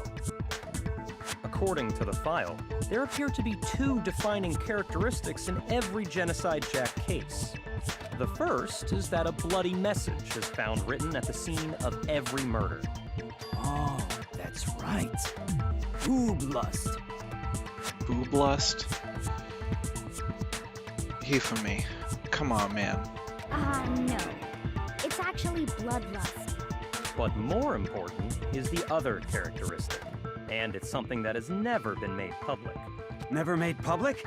What the hell is it? Why don't you tell them, Makoto? The other characteristic of every Genocide Jack case, which the world at large doesn't know, if I'm not mistaken, it has to do with the positioning of the body. I got it! Apparently, in every Genocide Jack case, the killer suspends the body in a certain way. Other than the killer, the only people who know about this are the higher-ups in the police department. However, Chihiro was most definitely suspended in the same way. So, how did the culprit know about this when only high-level police officials were aware of it? There's only one logical answer I can think of. It's because the culprit in this case is the real Genocide Jack. No fucking way! You're saying Genocide Jack is one of us? Yes. In fact, it's Toko. What? Genocide Jack's true identity is Toko Fukawa. You lie! What? Hey, okay, wait, hold on a sec. Toko has like bloodophobia or whatever. Bloodophobia. Remember? What kind of serial killer is afraid of blood? Is Toko Genocide Jack? The answer is yes and no. Another riddle. Man, why is this gonna be so complicated? It's a riddle for sure, but I feel like I understand it. What it means for Genocide Jack to be Toko, but also to not be Toko. The answer is that she's not just one person, but multiple people, right? Honestly, I feel like their explanation of dissociative identity disorder is not very great. Oops.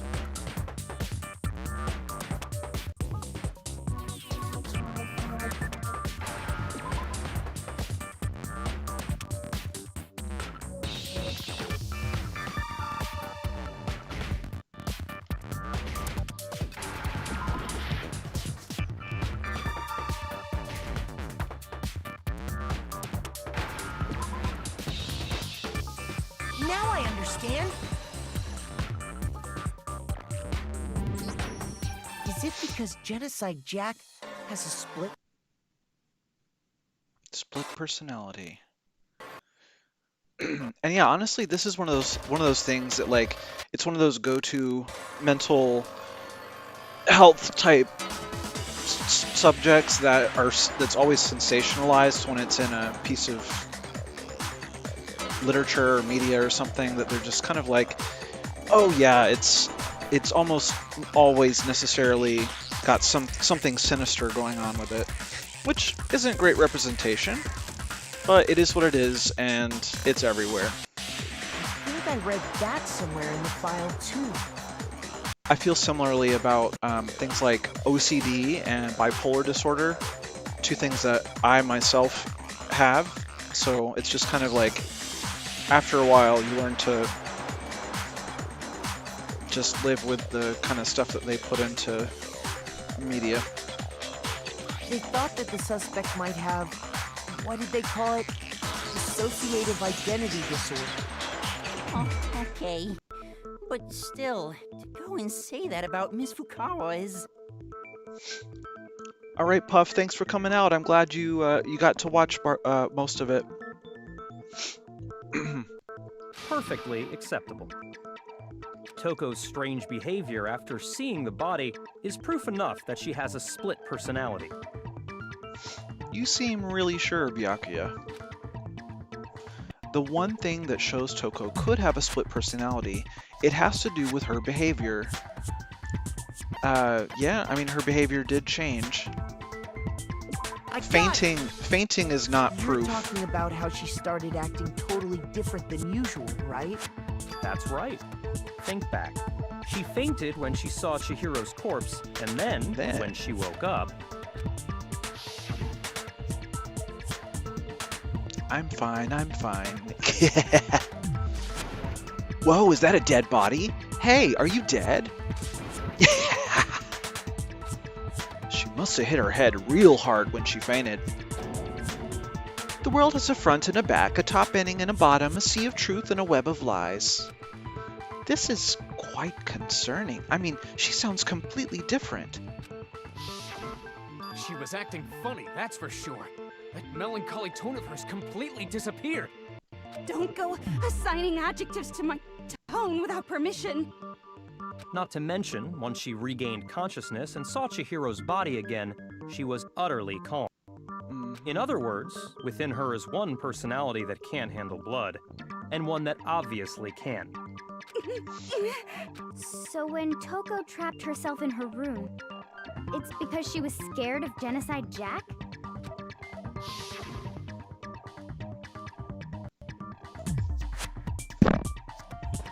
I won't let Genocide Jack have control.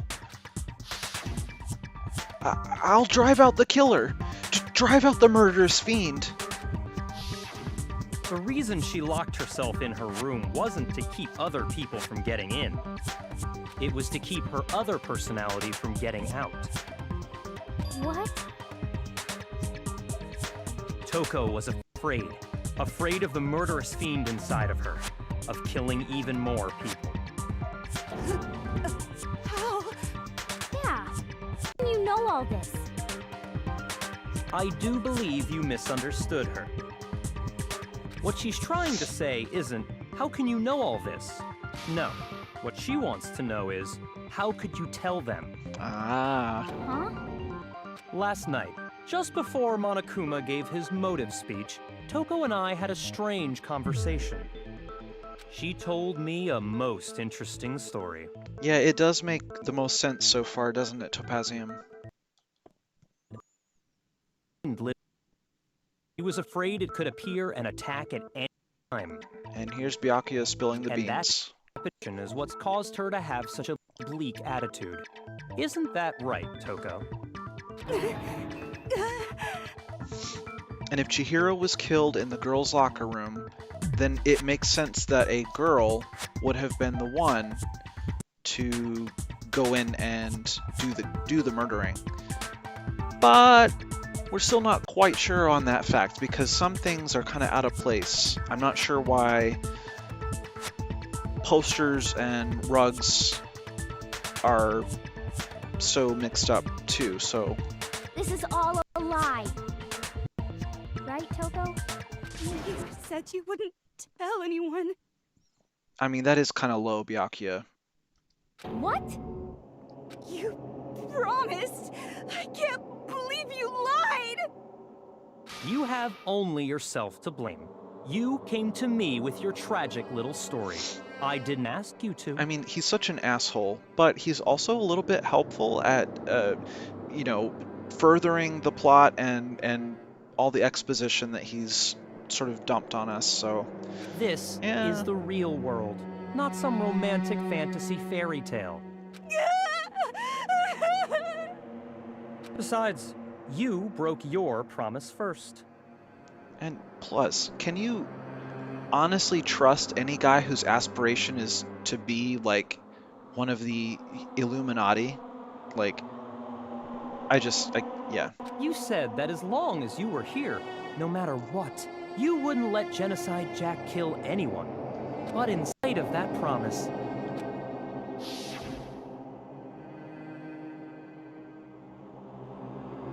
I'm sorry, I couldn't keep our promise. But don't worry, never again. I won't let Genocide Jack have control ever again. You said if I kept my promise, you would go out with me. Oh my god. That's the only reason I promised. He's so gross. How many times do I have to tell you? I never said that. But you weren't able to do it. You just couldn't resist that rush you got from killing, could you? I tried. I swear I tried to control it. But your efforts were useless. What a disappointment. I hate you. Well, the opening act is nearly finished. All that's left is to hear from the person in question directly. Person? You don't mean...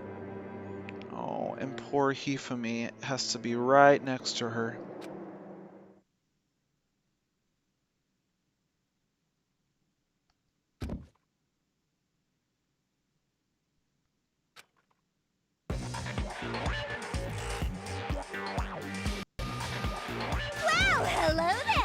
Is it me you were hoping to see? Yes. What the heck? So you figured it out, huh? Well, whatever. What are you gonna do? I'm the ultimate murderous fiend, Genocide Jack! Or better yet, let's go with Genocide Jill! What the fuck is this? What happened to you?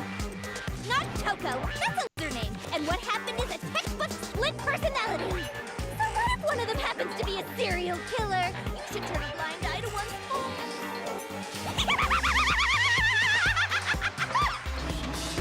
That laugh, oh my god. Like they say, sound in murderous mind, sound in murderous body.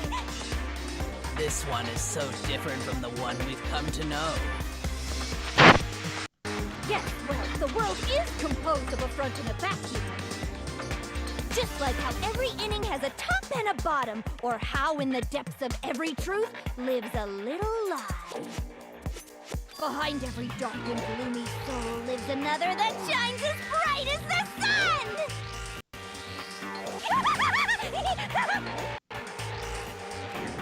This is the murderous fiend, Genocide Jack. This is beyond insane. Miss Jack, Jill, can I ask you a question? What's up? Some of us think you might be the mastermind behind our entire situation. What are your thoughts on that? Well, I'll tell you, I am the mastermind of all masterminds! Just kidding! It's not true? Of course it's not true! How dare you try to link me to that creepazoid? It kind of says something when even Teddy, who's a sociopath of his own, doesn't want to be associated with Genocide Jill. Government and society are totally powerless. I mean, they just let this idiotic, bloodthirsty maniac go buck wild all over town. Sure, I'm a bloodthirsty maniac, but life is pain, right? To live is to hurt other people. It's a necessary evil if you want to survive. The act of living itself causes pain for everyone. Yeah, well, you exacerbate that pain, like, on a large scale. Just kidding again! My god. This should be enough to convince you. This murderous fiend is responsible for Chihiro's death. There's clearly a motive, so there should be no doubt. A motive? Remember what Monokuma told us? If someone didn't murder and graduate within 24 hours, an embarrassing memory or secret would be revealed. Well, let's assume that Toko's secret was about Genocide Jack. If a secret like that came to light, Toko's life would have undoubtedly been forever ruined. So she had a very clear motive to never have that side of herself exposed. Interesting. Very, very, very interesting. But sorry, as much as I hate to admit it, I'm not the culprit. But I cannot imagine anyone other than you could murder someone in such a bizarre fashion. Maybe so, but nevertheless, it's the truth. Do you really expect any of us to believe you? Yeah. I could never believe a word you say, you monster!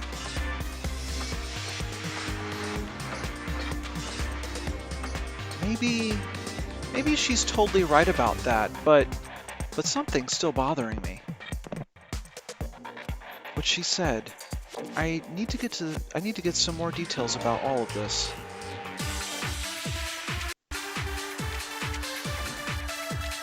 All right. Status of the dead body. Sorry, but I didn't kill anyone! You say that, but do you really expect any of us to believe it? Perhaps if you had an alibi, that would change things. Oh, an alibi, huh? Now we're talking! When you compare your past murders to this incident, the modus operandi matches completely. Wait a minute. Hold up. It does not.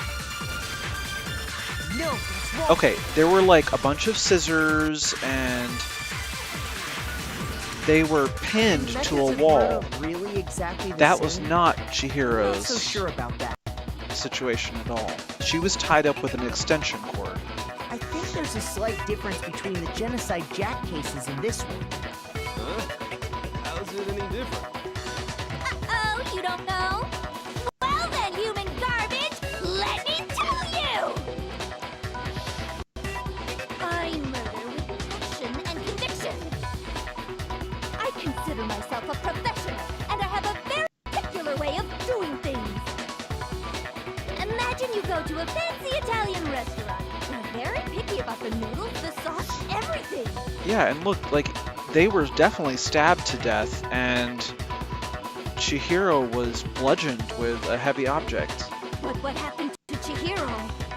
It'd be like if that same Italian restaurant started using ragu or Chef Boyardee. Chef Boyardee. This, no creation of mine.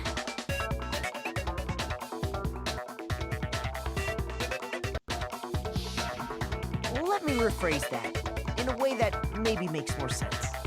There are two clear differences between the Genocide Jack cases and this one. There is one clear difference between the murders. In the photos from the other Genocide Jack cases, neck and the stomach. Yep. I got it! For one, the cause of death is different. Mm-hmm. Way. They were all a pair of scissors. But Chihiro died from a blow.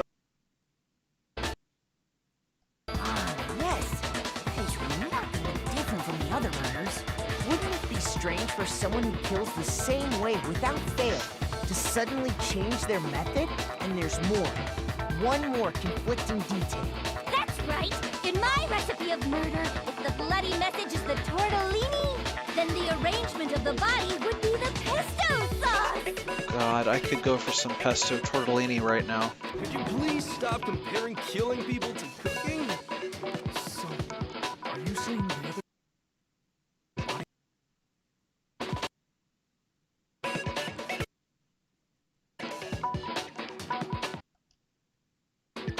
That's right.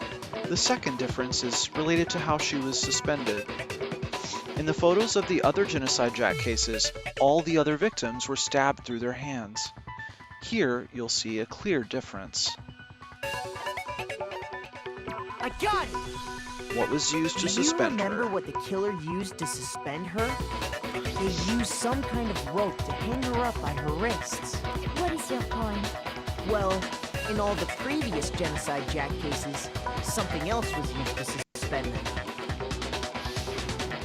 Specifically, pairs of razor-sharp scissors. And guess what? I used my own specially designed scissors for the murders and the arrangement. Like I said, I'm a professional, so naturally I'm very picky about the tools I use. And you know what else? Big Mac said there's two differences, but he's wrong. Big Mac. Are you referring to me? Listen up, Big Mac. There's actually one more difference. Huh? My word, you really did this? Take a look at who the victims were in each Genocide Jack case. There's a pattern there, just waiting to be discovered. Pattern? Yeah, it looks like they were all men. Figure that Or out, and it'll be plain as death why I couldn't have possibly men killed that and little lolly teen girl. boys.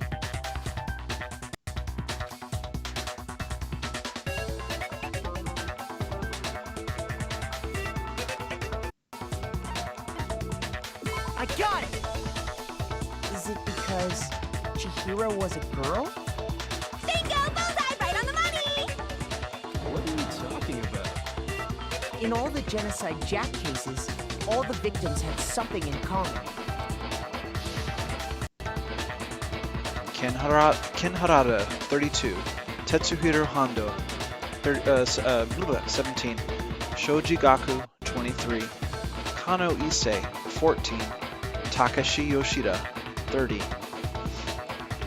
Komatsuna Taro, Takefumi Gono, Uchida Naokiya, Takeshi Masamue, Yuto Umejima. There was no end to it. They were all guys? Mm-hmm. The people I kill with such passion and conviction are all adorable little men. I can't believe I said it! I'm so embarrassed. The hell is wrong with you? I can't help it. I'm just a full-throttle boy-on-boy fangirl, and the movie side of me just hates it. But now I'm on the fast track to becoming a full-fledged fan madam! So since Chihiro was a girl and not an adorable little man, you wouldn't kill her? Would an Italian chef suddenly start making ramen just because they're both noodles? Don't be stupid. I have too much passion and conviction to cross that line. That's the absolute reality of the one and only. We get it. You've clearly explained your hobby and your philosophy. But that's not all there is to it. It's a different matter entirely, when you're forced to kill in order to survive. Quiet, lowly cur! Lowly? Oh, that was the wrong thing to call him. I would never kill for a reason as petty as mere survival. And if by some fluke I did kill to survive, message to me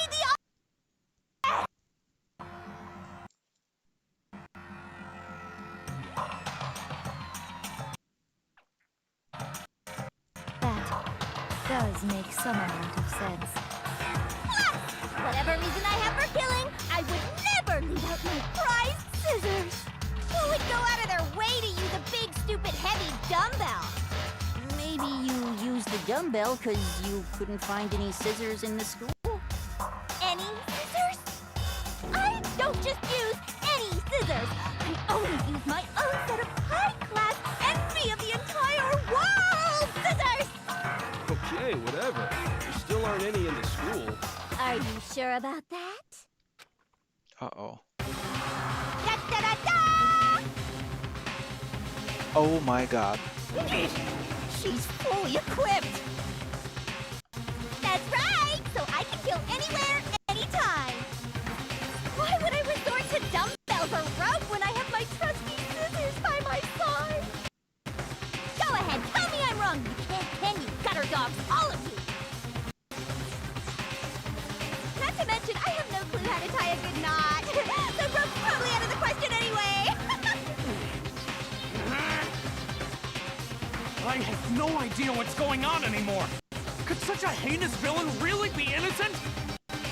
But the body really was suspended, right? And nobody but the police knew it. Yeah. That's why we figured it had to be the real and not some copycat killer or whatever. Actually, hold on. There is one person. One person who could have copied the Genocide Jack cases.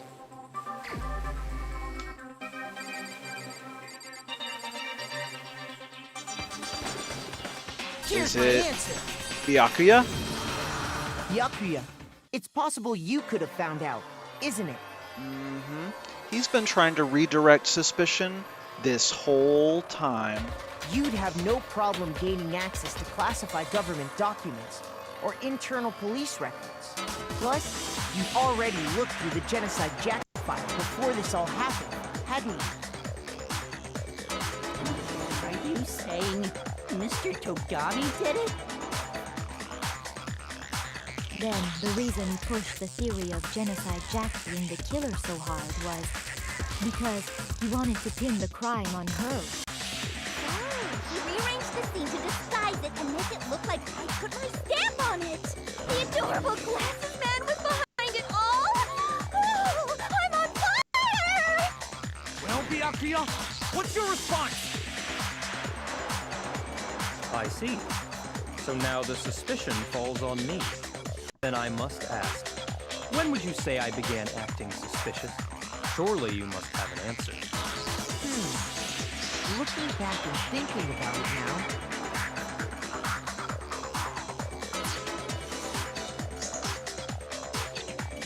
The way you were acting right before we discovered the body was a little strange.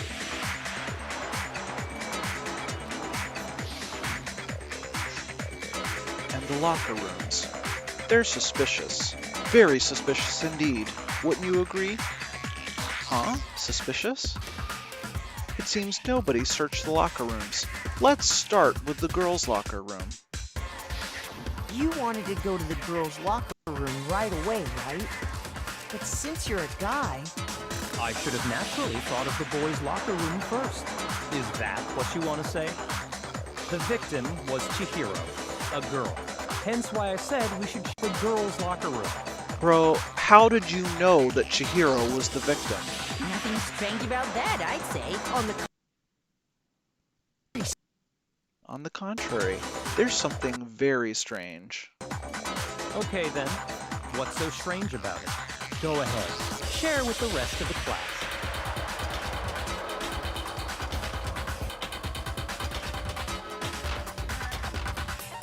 Ah, whoops.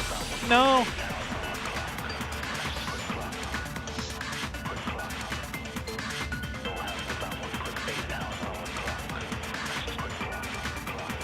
So, you said Byakuya was acting kind of weird before we found the body. But he was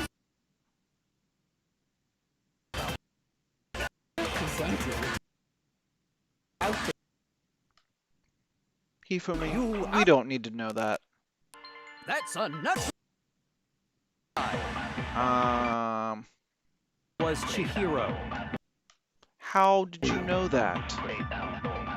So of course I would suggest we check the girls' locker room first. There was no time for pointless distractions. Let's just take a quick look at the Monokuma file. I'm pretty sure that's what it was, but...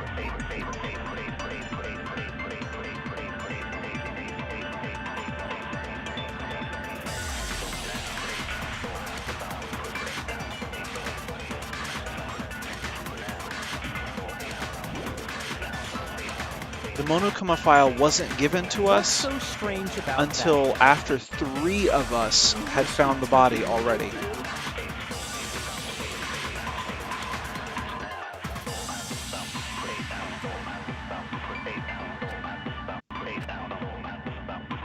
So, you said Byakuya was acting kind of weird before we found the body. But he was acting weird. If you are presented with the opportunity to check out the girls' locker room, You absolutely take it. That's a natural reaction for any guy. The victim was Chihiro.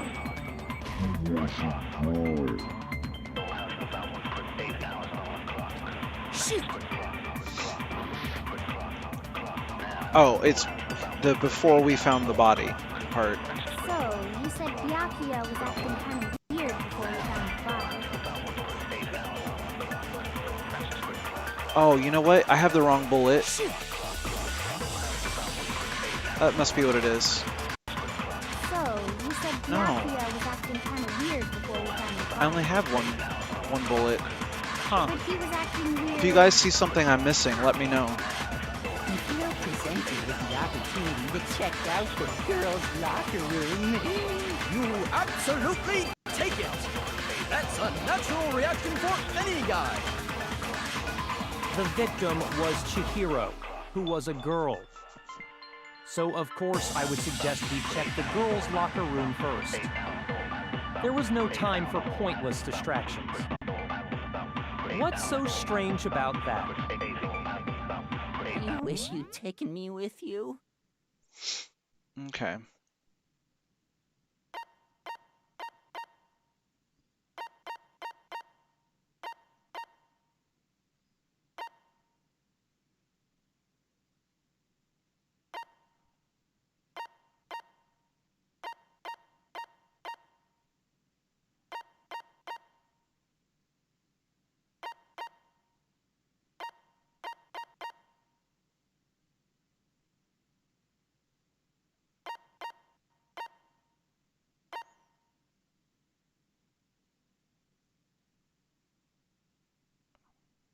Ah, there we go. If you target a weak spot and then hold down the X button, you can use that weak spot as a temporary truth bullet.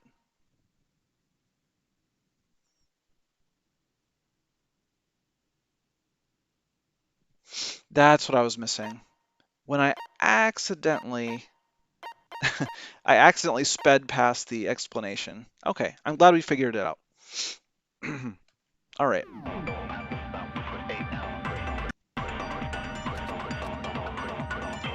So, you said Byakuya was acting kind of weird before we found the body. But he was acting weird.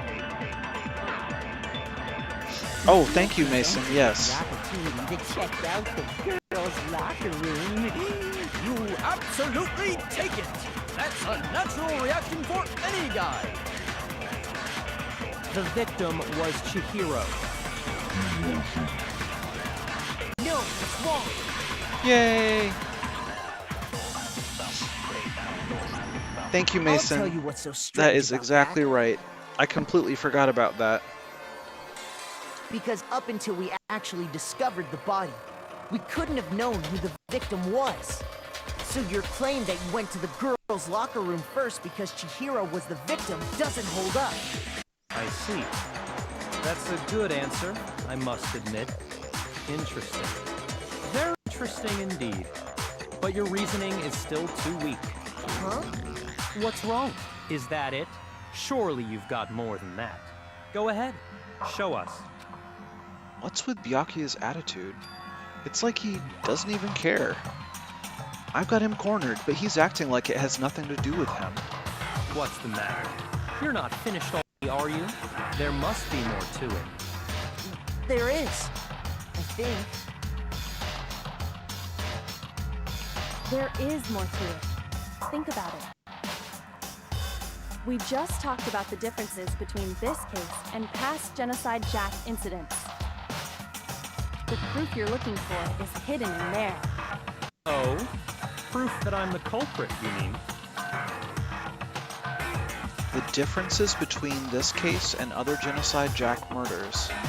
The evidence that proves Byakuya is responsible is hidden in there? What could it be?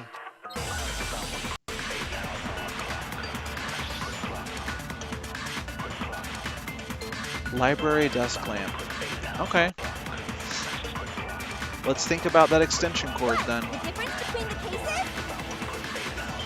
You want me to explain it again? When I want to kill, I use my very own special scissors. And I use those same scissors to arrange the body. But Chihiro was suspended with some kind of rope, was it not? It was an extension cord. That's right! It absolutely is! Then there must be something very fishy about that rope. Hey, Byakuya, where'd you get it from, huh? I'd never seen that rope before in my life. Obviously, somebody else must have had it hidden away somewhere.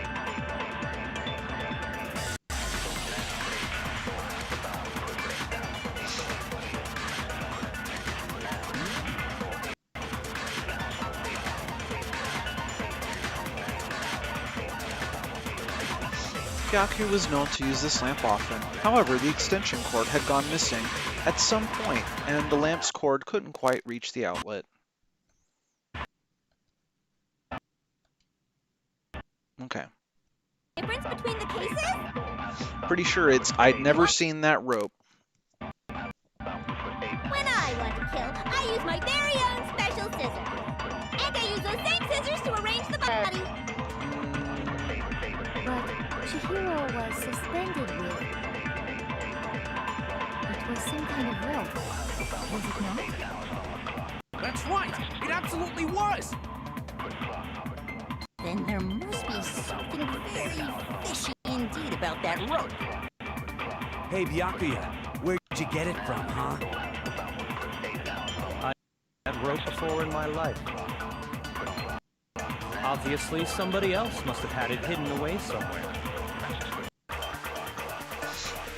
Okay. The I've never seen the rope is the statement that I have to hit So I think arrange the body.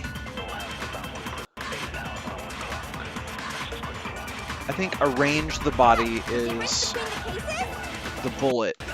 You want me to explain it again? When I was killed, I used my very own special scissors. And I used those same scissors to arrange the body.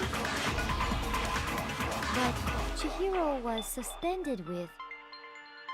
It was some kind of rope, was it not? That's right! It absolutely was! Then there must be something very fishy indeed about that rope. Hey, Byakuya, where'd you get it from, huh? I'd never seen that. No. Wrong button. Sorry. Obviously, somebody else must have Got had it hidden away somewhere.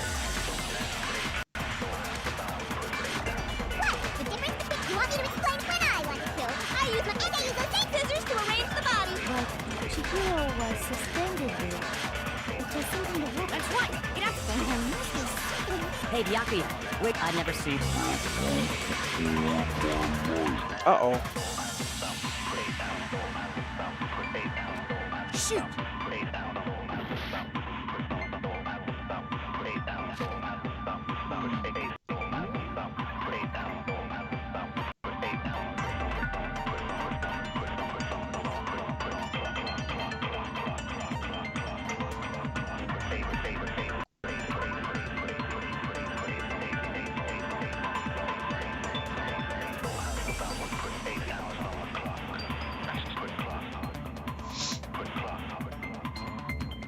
Oh, I see what you're saying. Yeah, the desk lamp should be a bullet, shouldn't it? Ah, thank you. You want me to when I was killed? I used those same scissors... But Chihiro was because some kind of rope. That's right! It absolutely...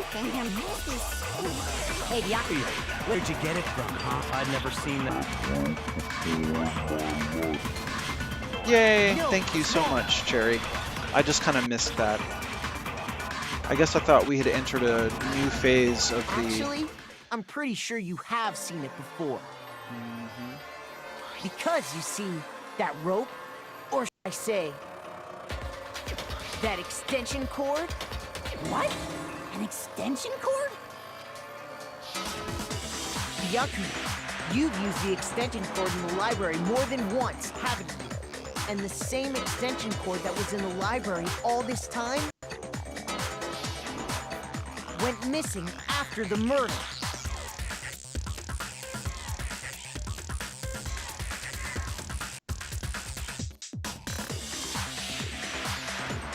And there's no way someone who uses that extension cord as much as you do wouldn't discover that fact. And Byakuya must be the one who took the extension cord. I can't imagine any other possibility.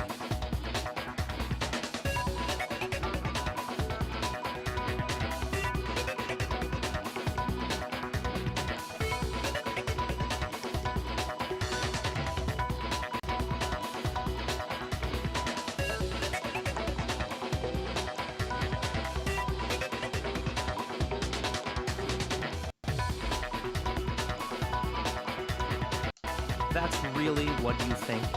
Then your conclusion is something like this? I killed Chihiro in the girls' locker room, then hung her up and wrote that bloody message. I intentionally made it look like Genocide Jack was behind it. Is that about right?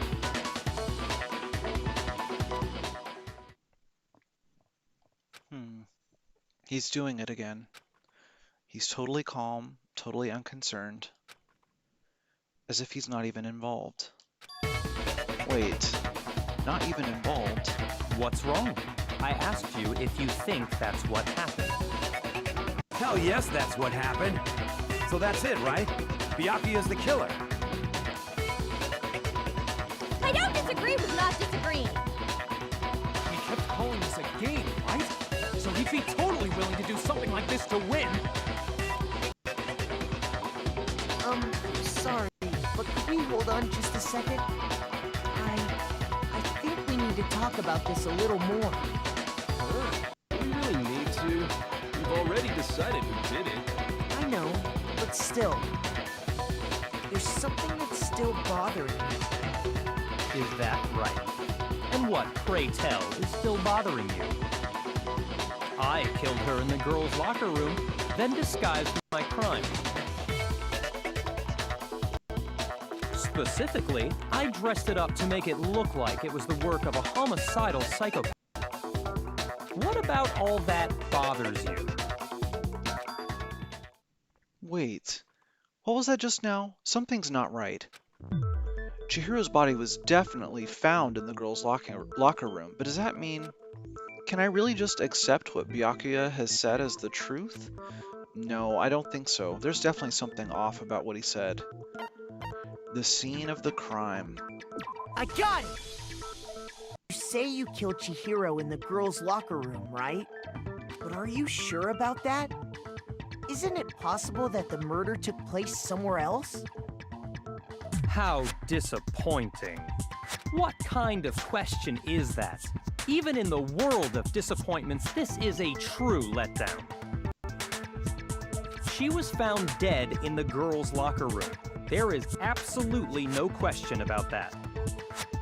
How could the scene of the crime have been anywhere else? Well, I think it's entirely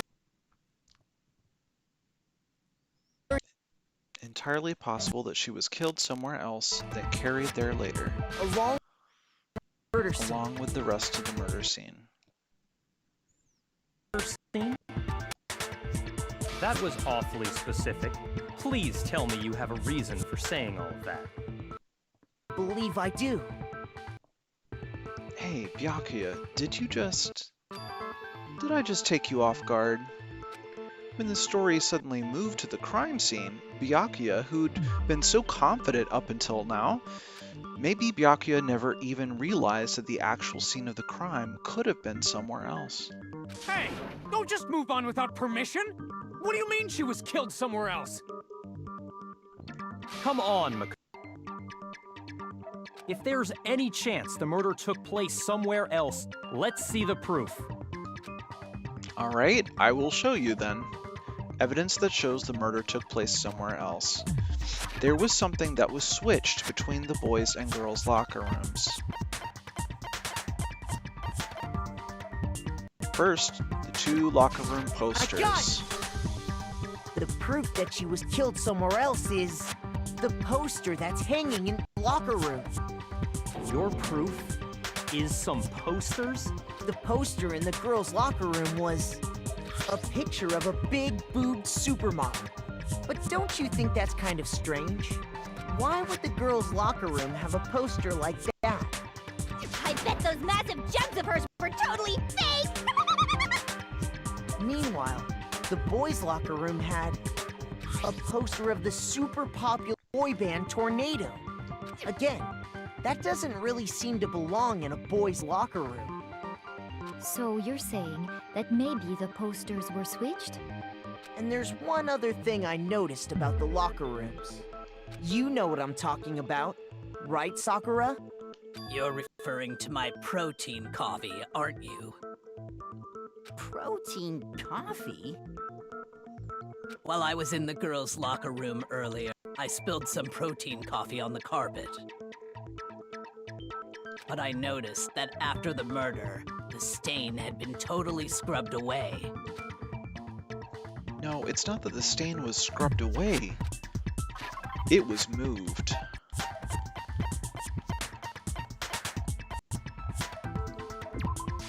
I got it! The stain on the girls' locker room carpet wasn't scrubbed away.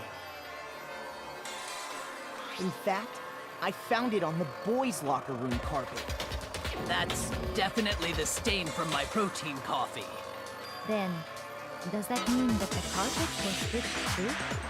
But why would anyone do that?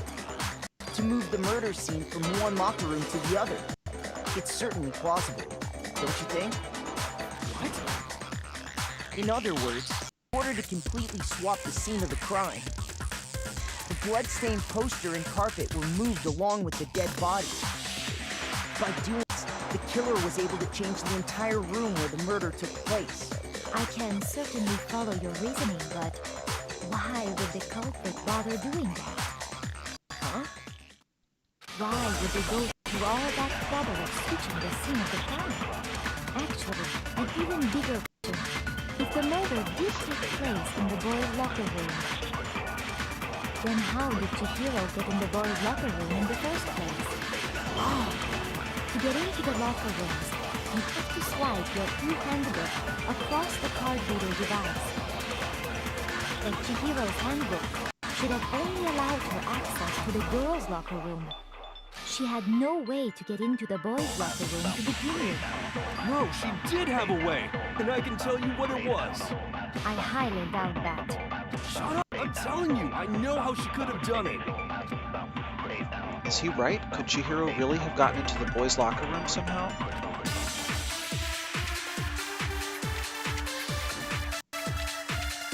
What if she had Leon's handbook?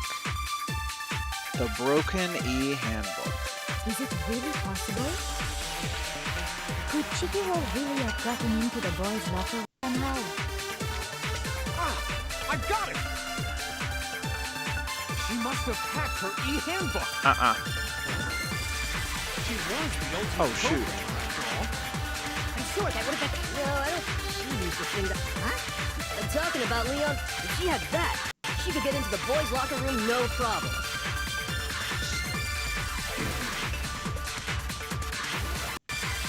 Okay, when we found Leon's handbook in the main hall, there's no doubt that it was broken. So maybe she didn't use that. Is it really possible? Could Chihiro really have gotten into the boys' locker room somehow? Ah! I got it! She must have hacked her e-handbook. She was the ultimate programmer, after all. Let me take another look.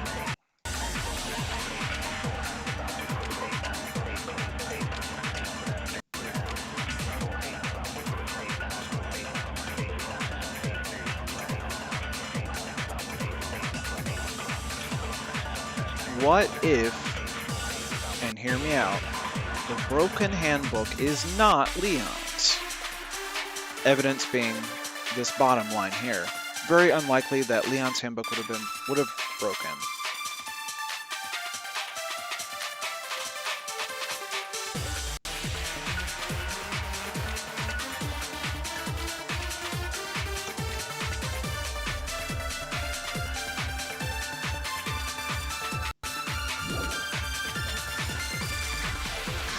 Sure, that would have been no problem for her. No, I don't think that's it. She used the thing that was in the main hall. Huh? What thing? I'm talking about Leon's handbook. It was broken.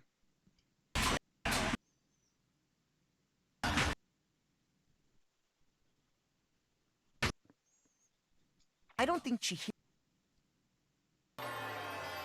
She couldn't possibly have used it Why because not? it... Leon's handbook. Well, then, yeah, I guess. How quickly you gave up. Plus, using someone else's handbook? Well, the thing about using someone else's handbook, it sounds like you can use it if you don't borrow it. So if you're stealing it or using it without their permission, that's different. The rule states that loaning your handbook is prohibited. It says nothing about borrowing one. In other words, you could borrow a dead person's handbook all you want, and you'd be safe. Yup, yup, yup! Where on the noggin? Of course, if it were broken, it wouldn't make any sense anyway. So then, she must have hacked hers, like I said. She used her ultimate programmer skills and... You can't fix an e-handbook. The instant you open one up, a security buzzer starts glaring. So, if she didn't use Leon's handbook, and she didn't modify her own handbook... Maybe Mr. Naegi's initial assumption is just wrong? It seems like there's no way she could have got into the boys' locker room. So I guess so. Okay then, I vote for Byakuya. Is that it then? Chihiro was killed in the girls' locker room and Byakuya is the one who did it? Really? But still, I don't know what else I can do.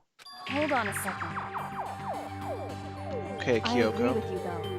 I think you're on the right track. What the? You finally decide to open your mouth and that's what you've got to say? There's no way she could get in the boys' locker room, right? So... Why are you so sure she couldn't get in? There's still one other way she could have gained access. What? What are you talking about? What other way is there? Well, to explain that, why don't we take a little break from the trial? I'd like you all to come see something. Wait. Just what do you think you're doing? Don't worry. This'll make the whole trial more exciting. I'm sure that thought must please you. Huh? It'll make things more exciting? Well, all right then. I declare an official class trial recess. So he is driven by the idea of excitement and fun out of all this. That's so messed up. For real? Now then, what is it you want to show us? It better not be boring or I'll be very unhappy. Oh, I have no doubt it'll meet your lofty expectations. So, shall we go? So before I even knew what was happening, the class trial had been put on hold. We headed off with Kyoko in the lead. And where she took us was...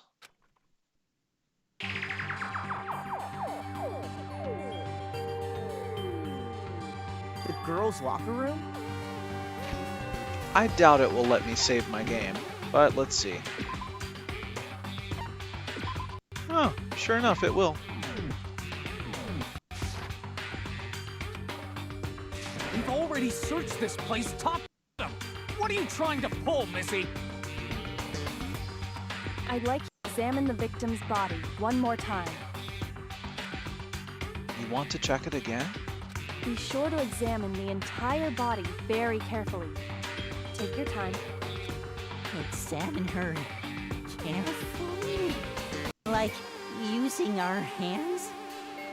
Oh, Hifumi. No way!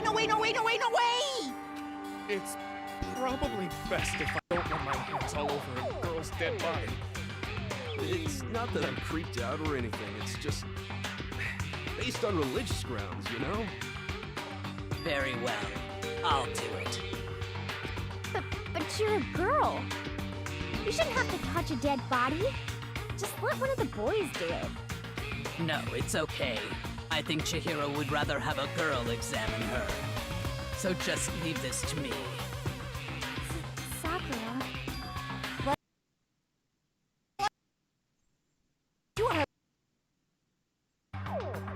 Ugh. Stop screwing around. Okay, here I go. I'm sorry, Chihiro. Please excuse the intrusion.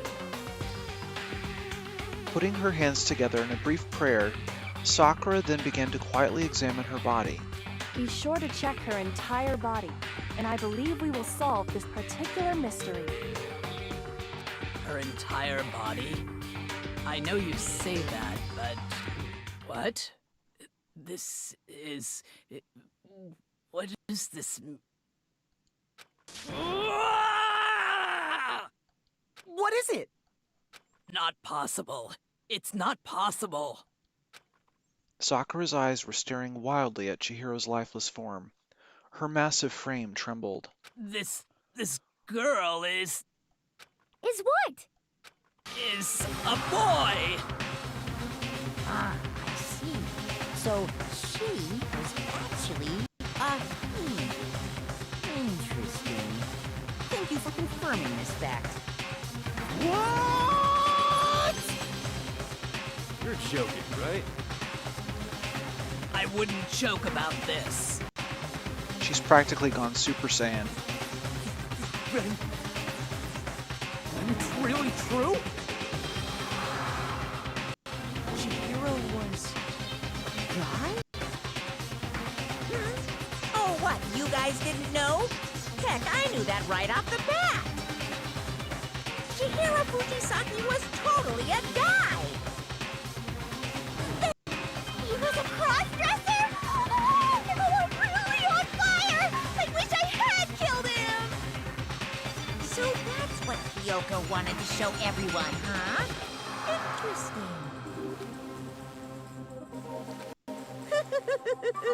Yes, that certainly does make things much more exciting. Now, ride this wave of excitement back to the courtroom and get back to the trial. Okay, save. And folks, that is where we are going to end the stream tonight. I am so sorry, but it is quite late now, and my goal is to continue the trial tomorrow night. I hope that you all can make it. If not, we'll work something out. But I think this is a great place to pause.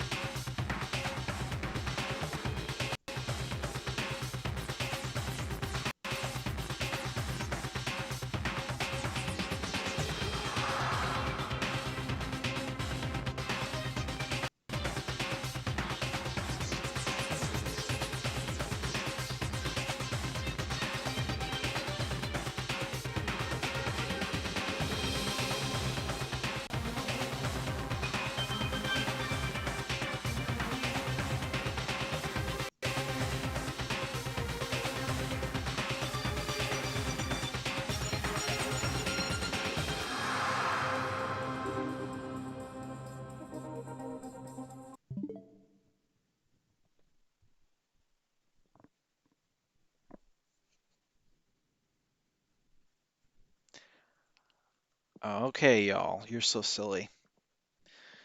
Yep. See y'all tomorrow.